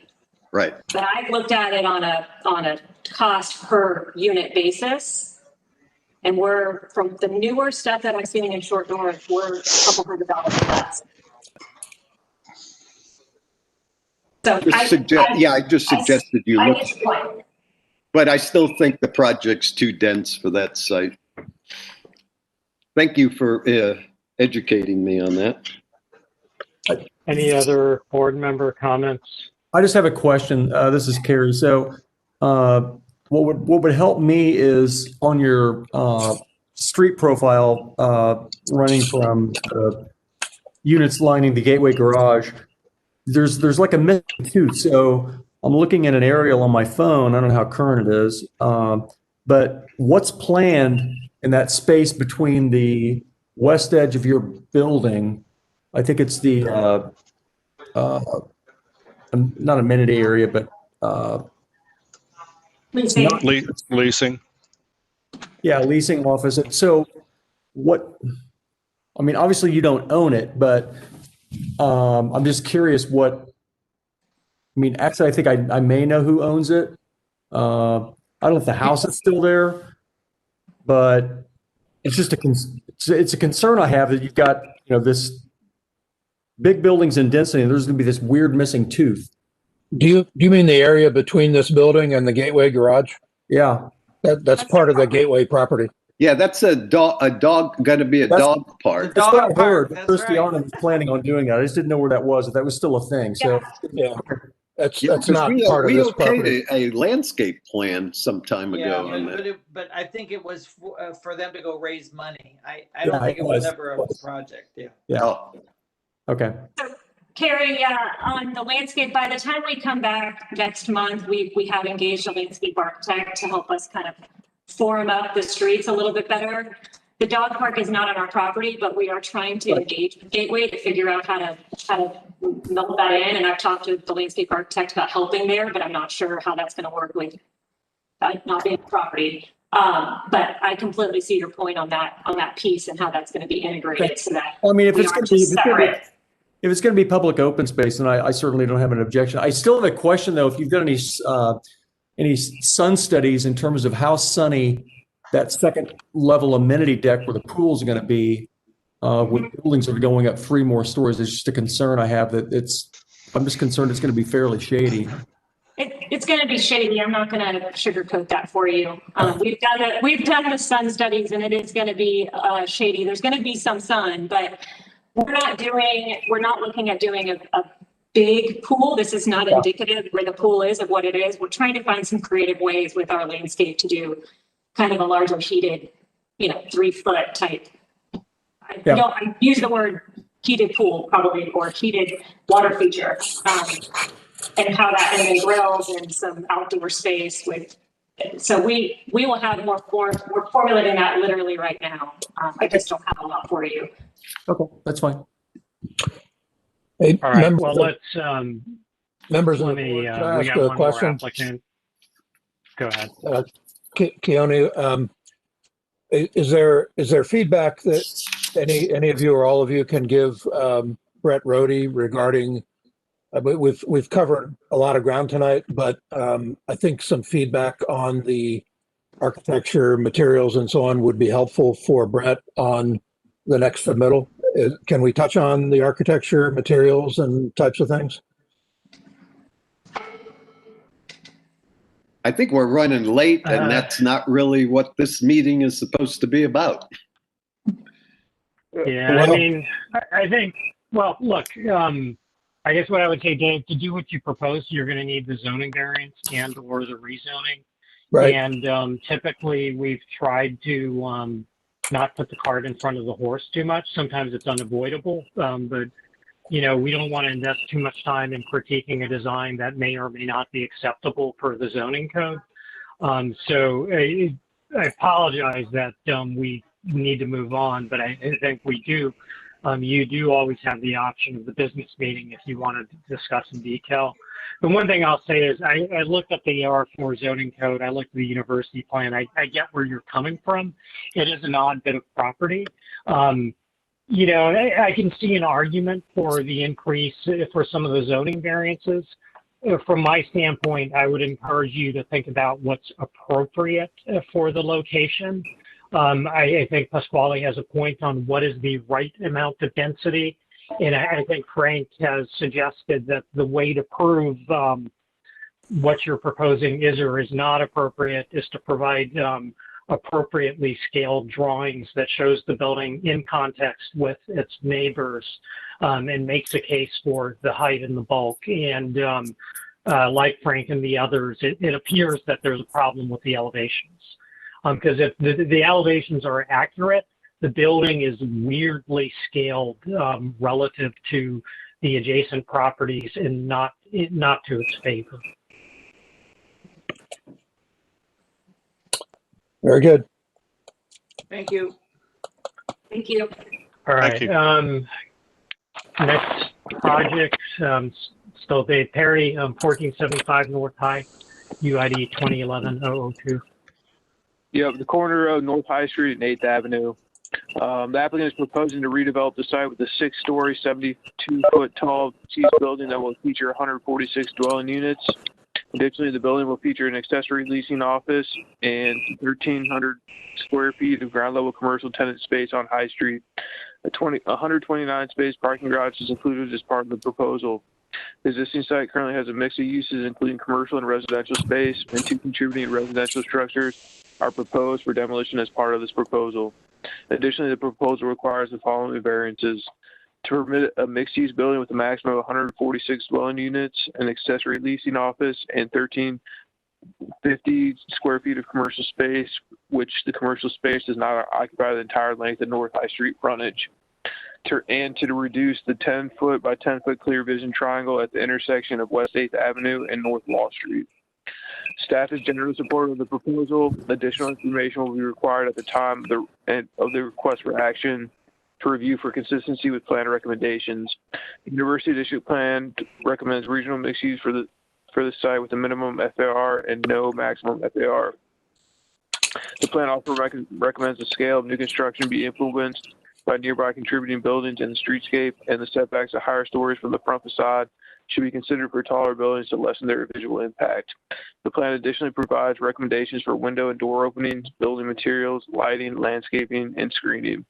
Staff notes a setback on North Wall Street may be appropriate, but if not provided, it is recommended the applicant should demonstrate the adjacent properties are not negatively impacted by the proposed height or that there are additional mitigating factors. Additionally, staff recommends an applicant explore introducing townhomes or ground floor entrances with stoops or porches as project moves towards the residential area of the neighborhood. The proposed mix of uses is supported and consistent with the plan, including commercial on part of the ground floor. The building articulation and transparency on the ground floor are also consistent with the plan's recommendations. Staff notes demolition of the two existing contributing buildings may be supportable due to the high quality of design of the new structure, and with recognition that the size and scale of the existing buildings make it challenging to preserve the buildings and develop the site. Staff recommends a historic American building survey to be considered to document the existing contributing buildings if demolished. The applicant is being heard for conceptual review.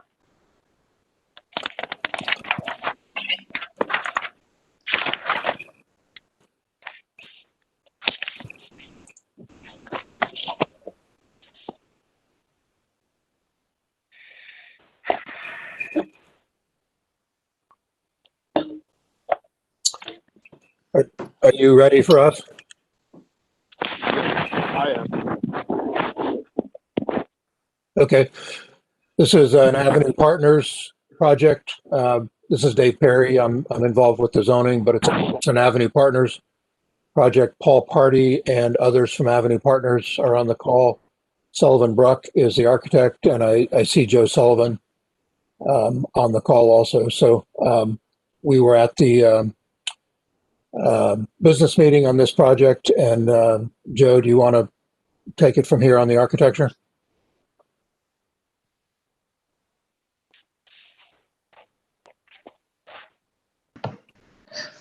Do we need to be sworn in at all for discussion, or since this is a conceptual, is it okay if we just talk? Well, why don't you start with your variant? We have variances, and I would think that we would need to. Yeah, sorry. This is Tony. If you want to speak, if you're an applicant and you want to speak, please raise your right hand. Is the testimony you're about to give the truth, the whole truth, and nothing but the truth? I do. Great. Thank you. Go ahead. You want to hear variances or you want to hear architecture? I think it's reasonable to start with variances. Okay. The property is zone C4. It's in the regional overlay section of the planning overlay. There are two variances associated with this project. The zoning code permits dwelling units located over a ground level commercial use. This has a partial unrelated ground level commercial space, 1,350 square feet. It also has the on-site leasing office, but it does not meet in full the zoning code requirement for apartments being over ground level commercial uses. So there's a variance to the C4 district to permit the building as stated without a full level of ground level commercial. And then the second variance is to reduce the clear vision triangle at the intersection of West 8th and North Wall Street slightly from 10 by 10 to 7 by 7. Those are the zoning variances. The Council Manic variance application is pending with the city.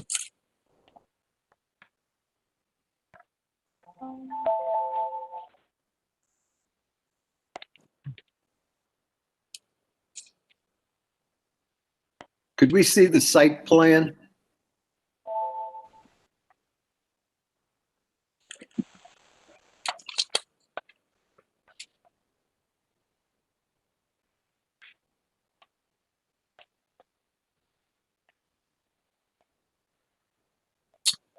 That's just the boundary exhibit for the legal description. The site plan's the next.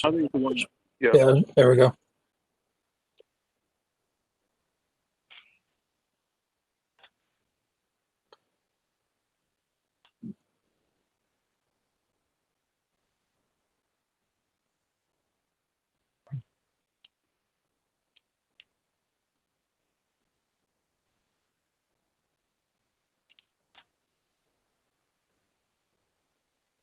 David, is there a parking variance? I couldn't remember.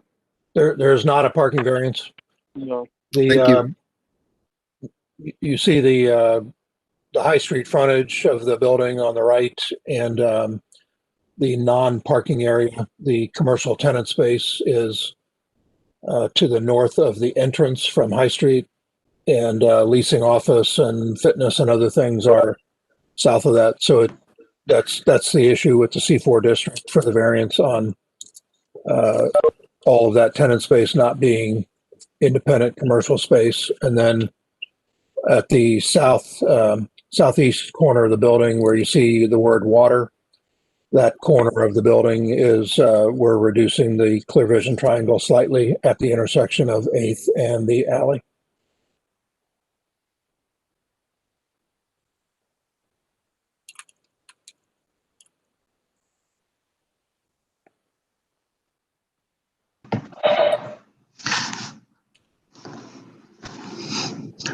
This is Joe again. Do you want me to walk through any of the design discussions, or should I just respond to feedback from the commission? How would you like to handle this? Board members, any thoughts? I have a basic some basic questions, Joe. Pasquale here. What does your client see as his market, and what's your unit mix, unit size, just so you know that's on the table? I'll let Paul clarify this a little further, but this is a market rate project, so it's not geared towards students. That we may end up with some grad students in this project. We're not restricting that, but they're 1 and 2 bedroom, predominantly 1. We do have what I would call kind of a small one, so that we can get the square footage down that helps lower the rent and make it more affordable. But there's a real effort on how to get windows and light into the units.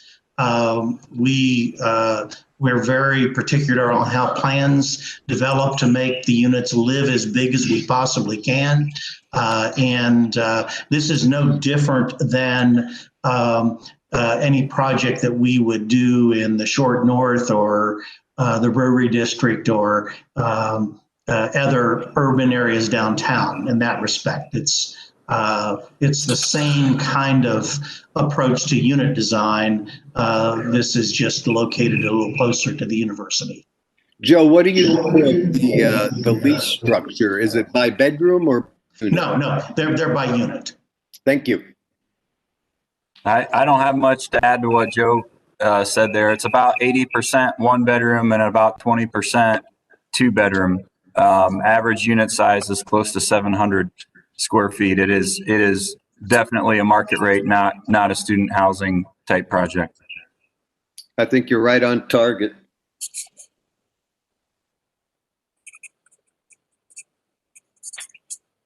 Any other questions from members of the board? Questions, comments? Could we see the alley side? Do you have elevations or renderings of the? We don't have renderings. There are elevations in the package. Because if you look at the design guidelines, and it's again policy, not ordinance, there's a suggestion that the alley side of the alley facade, its massing addresses a 3-story height and then steps back to honor the residential scale on the opposite side of the alley. We looked at the site as an entire block and treated the entire site comes within the 72-foot height restriction, and we understand and respect the guidelines where buildings are stepping back. from the alley. We felt like the alley condition and the relationship of the adjoining buildings to the west. But we held our building, it does not come right to the property line. We're 4 feet off of the property line. And then that's a 20-foot right of way. And the adjoining buildings are 20 feet west of that alley. So we're 45 feet away from the buildings to the west. The design itself, we feel it's really important to hold the corner. And this building is treated as a modern building where the entire building, we're not trying to make it a collection of parts. We tried to come up with a solution and some geometric study to break the facades down to have interest in those facades, but to step the building back from the alley would really compromise the efficiencies of the building. And we have a courtyard that faces north, which is not the ideal. That happened to be we have streets on 3 sides, so it made sense that that courtyard be internalized, and that we do have units that look into that courtyard space, which will not have a pool. It'll be an amenity deck. I'll preempt questions about sunlight, which I think there won't be a lot that makes its way in there, but we will get certainly sunlight in the middle of the day, and then we'll get reflected light off of the facades. So stepping the building back and potentially squeezing that courtyard was not an ideal solution. And we did not feel, given the character of the design, that stepping back the upper floors would dramatically impact the buildings to the west at a lesser amount than what we're showing. We feel like it makes more sense for the alley to be a point of demarcation. If the alley didn't exist, the requirements would be no different. It would just be, we'd have to be 20 feet away from the alley. So the fact that that alley does exist and that building is 20 feet beyond the alley, we feel like this is an acceptable transition. Does that answer your question?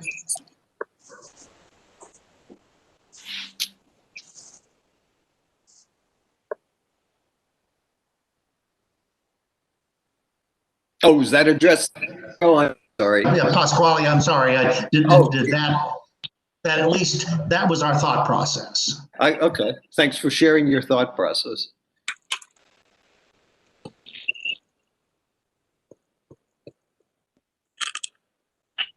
Any other board members? Carrie, KB?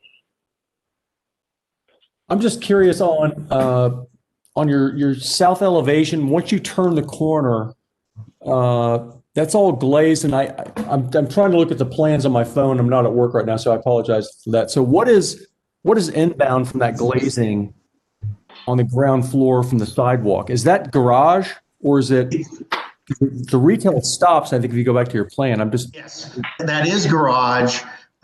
So we will have some glazing on that south elevation, but the geometry of the site required us to maximize the efficiency to make the parking make sense. And so we felt the importance of having the space, commercial space, or at least commercial feeling space on High Street. And then that transitions partway around the corner. And then we do have a section of that that will be garage. Okay. But we would complete the fenestration. So another question I've got is on the I guess it'd be the southeast corner, so kind of a radial treatment on the corner, but how much of an overhang do you have? And I'm just curious, I mean, I like the glazing, but where do you envision, how many tenants do you envision? And how are you going to handle signage on that? Because it just seems like you got very little space. Well, the only likely tenant is the little space on the very northeast corner of that facade. We have a 2-foot section above the storefront that's underneath the datum line that we've established, and that's where we would have signage. So we think that, that might be a little sandwich shop or some kind of some very small retail function. Our entry to the building is at that radius portion, and that's the main entry to the leasing office and the rental space. We have a space for bikes on that level.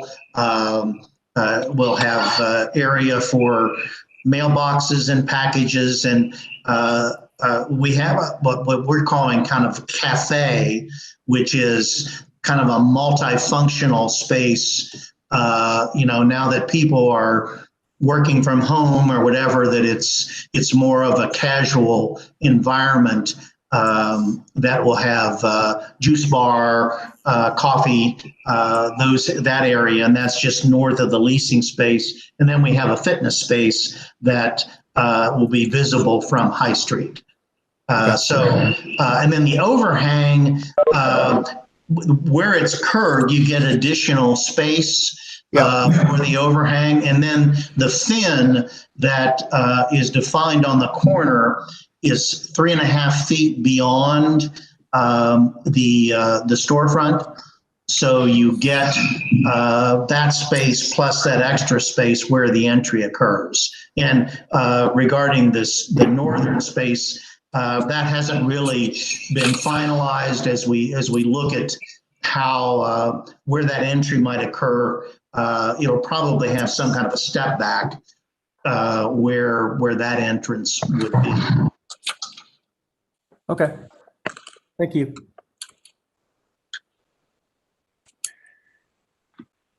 Joe, do you have any contextual images of photos of the alley behind? I don't, and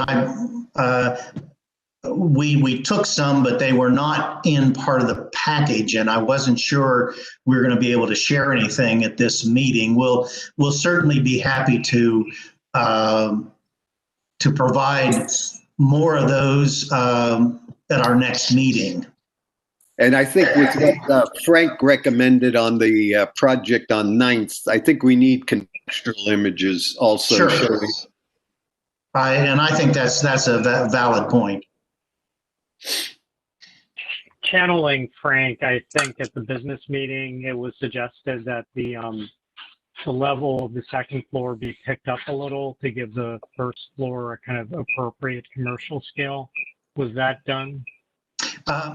We did some checking with all the other spaces surrounding this, and what we found pretty consistently was that 14 feet was the datum line that was typically shown as a horizontal point, and this building is dimensioned to the underside of that fin is 14 feet.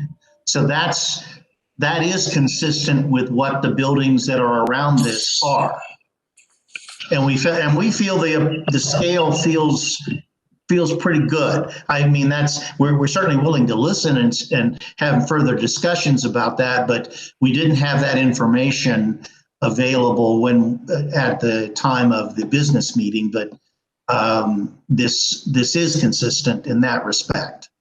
And Joe and his team took some pictures of some of the other buildings in the area that says, hey, this is where 14 feet is, the canopy on this storefront here. And maybe if we're sending follow-up images of the alley, we could send some of those follow-up images to some of the other buildings that shows where 14 feet is on those buildings.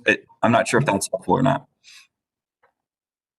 Yeah, I mean, I think if you want to make a case that you've got it scaled appropriately, I mean, I think, you know, whatever information sort of supports that is probably a good way to do it. I mean, like Pasquale, I'm trying to think about the way this, you know, scales from a 6-story building to sort of its 2-story neighbors across the alley.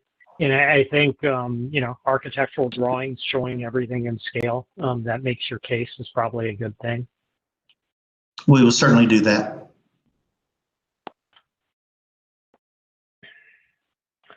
Any other, and I believe we lost KB and Frank because we're running late.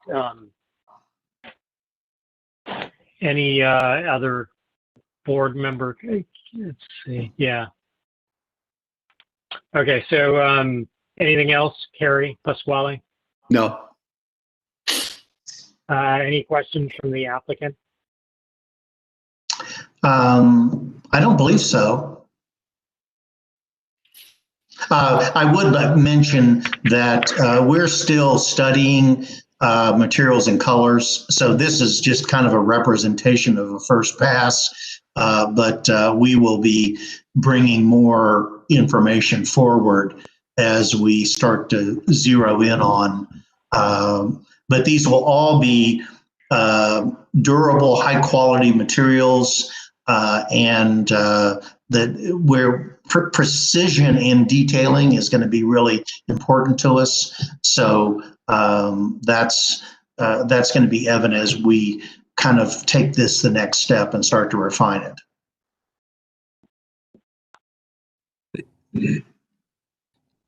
But this is already talking. I do have some follow-up questions, just in terms of next steps. And Dave, maybe you know how to ask these questions better than I do. I believe we discussed that tomorrow is the day we would have to sign up to get on the December schedule, and so I just want to make sure we have guidance from the review board in terms of what our next steps are and what we can get done over the coming weeks. So I guess just reflecting on sort of earlier conversations, to the zoning variance, you should go in front of the University Area Commission, both their zoning committee and their full commission in advance of us. Typically, by tradition, we've been waiting to vote on variances until after they've had a chance to weigh in. I mean, just on that note, I mean, the variances seem pretty reasonable. I personally don't see anything I would object to. But, you know, that's sort of been our tradition. I think you would come back to us, I guess, the next time for vote in support of the variances. And, you know, in terms of the design, you've got some feedback, I think, in general. In terms of the actual certificate of approval, what we generally ask is that the design be advanced to the sort of level that there's some certainty that what we see in a rendering is what is actually going to be built. So it doesn't have to be 100% construction drawings, but it should be something more than 100% design development drawings. We would generally expect to see some wall sections, some representative details, some materials, you know, indicating the kind of the finishes and the quality of the construction in detailing. So in terms of seeing materials and whatnot, what do we need to do with these virtual meetings? I mean, is that something? I think it's right. Yeah, that's a fair point. A digital material board is fine. I think most of us on this board are architects or design professionals, and I think we're capable of, you know, if you laid out a nice sort of material board and you took a good photo, or, you know, you scan materials, or, you know, probably the same way you're dealing with it with your clients, right? But anything that sort of, I think, does a decent job of representing the materials you're going to use is fine. You know, sometimes people do, you know, rendering and then scans of the materials off to the side with photos. That's reasonable too. Okay.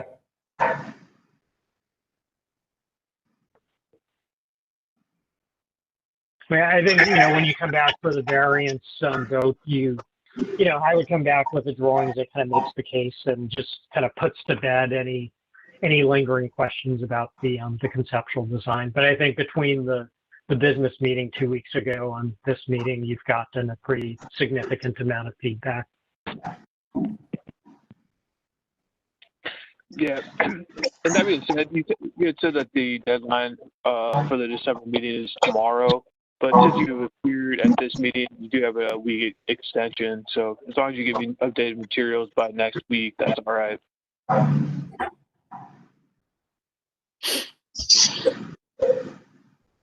I think we can definitely do that in terms of the alley photos and the 14-foot retail storefront photos. Are there any other materials that anybody would suggest for us? I mean, the one I heard was the sort of scaled elevations with some of the adjacent buildings. Okay.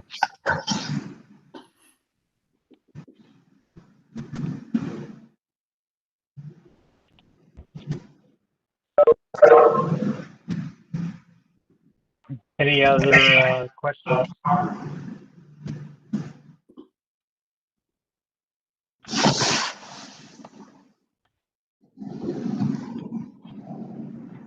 All right. If not, why don't we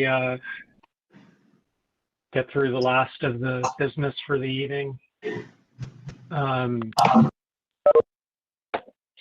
Patrick, we only have one staff approved application. Anything special there? No, just roof, basic stuff. I do have a question though. We don't have a quorum anymore. I'm not entirely sure if we can approve a staff approved application. Yeah, I just don't know. Honestly. So maybe I'll just move it on to you want to just move it to the next meeting? Yeah, that's what I'll do. All right. New business, old business? Nope. Can we move to adjourn without a quorum? Are we all stuck here for 30 days? Yeah. I move it's time for beer. All right. I think I heard a motion and a second in there, or at least I'm projecting I did. All right. We're adjourned. Good night, everyone. Thanks for sticking around. All right. Thank you. Have a good one, guys. You also.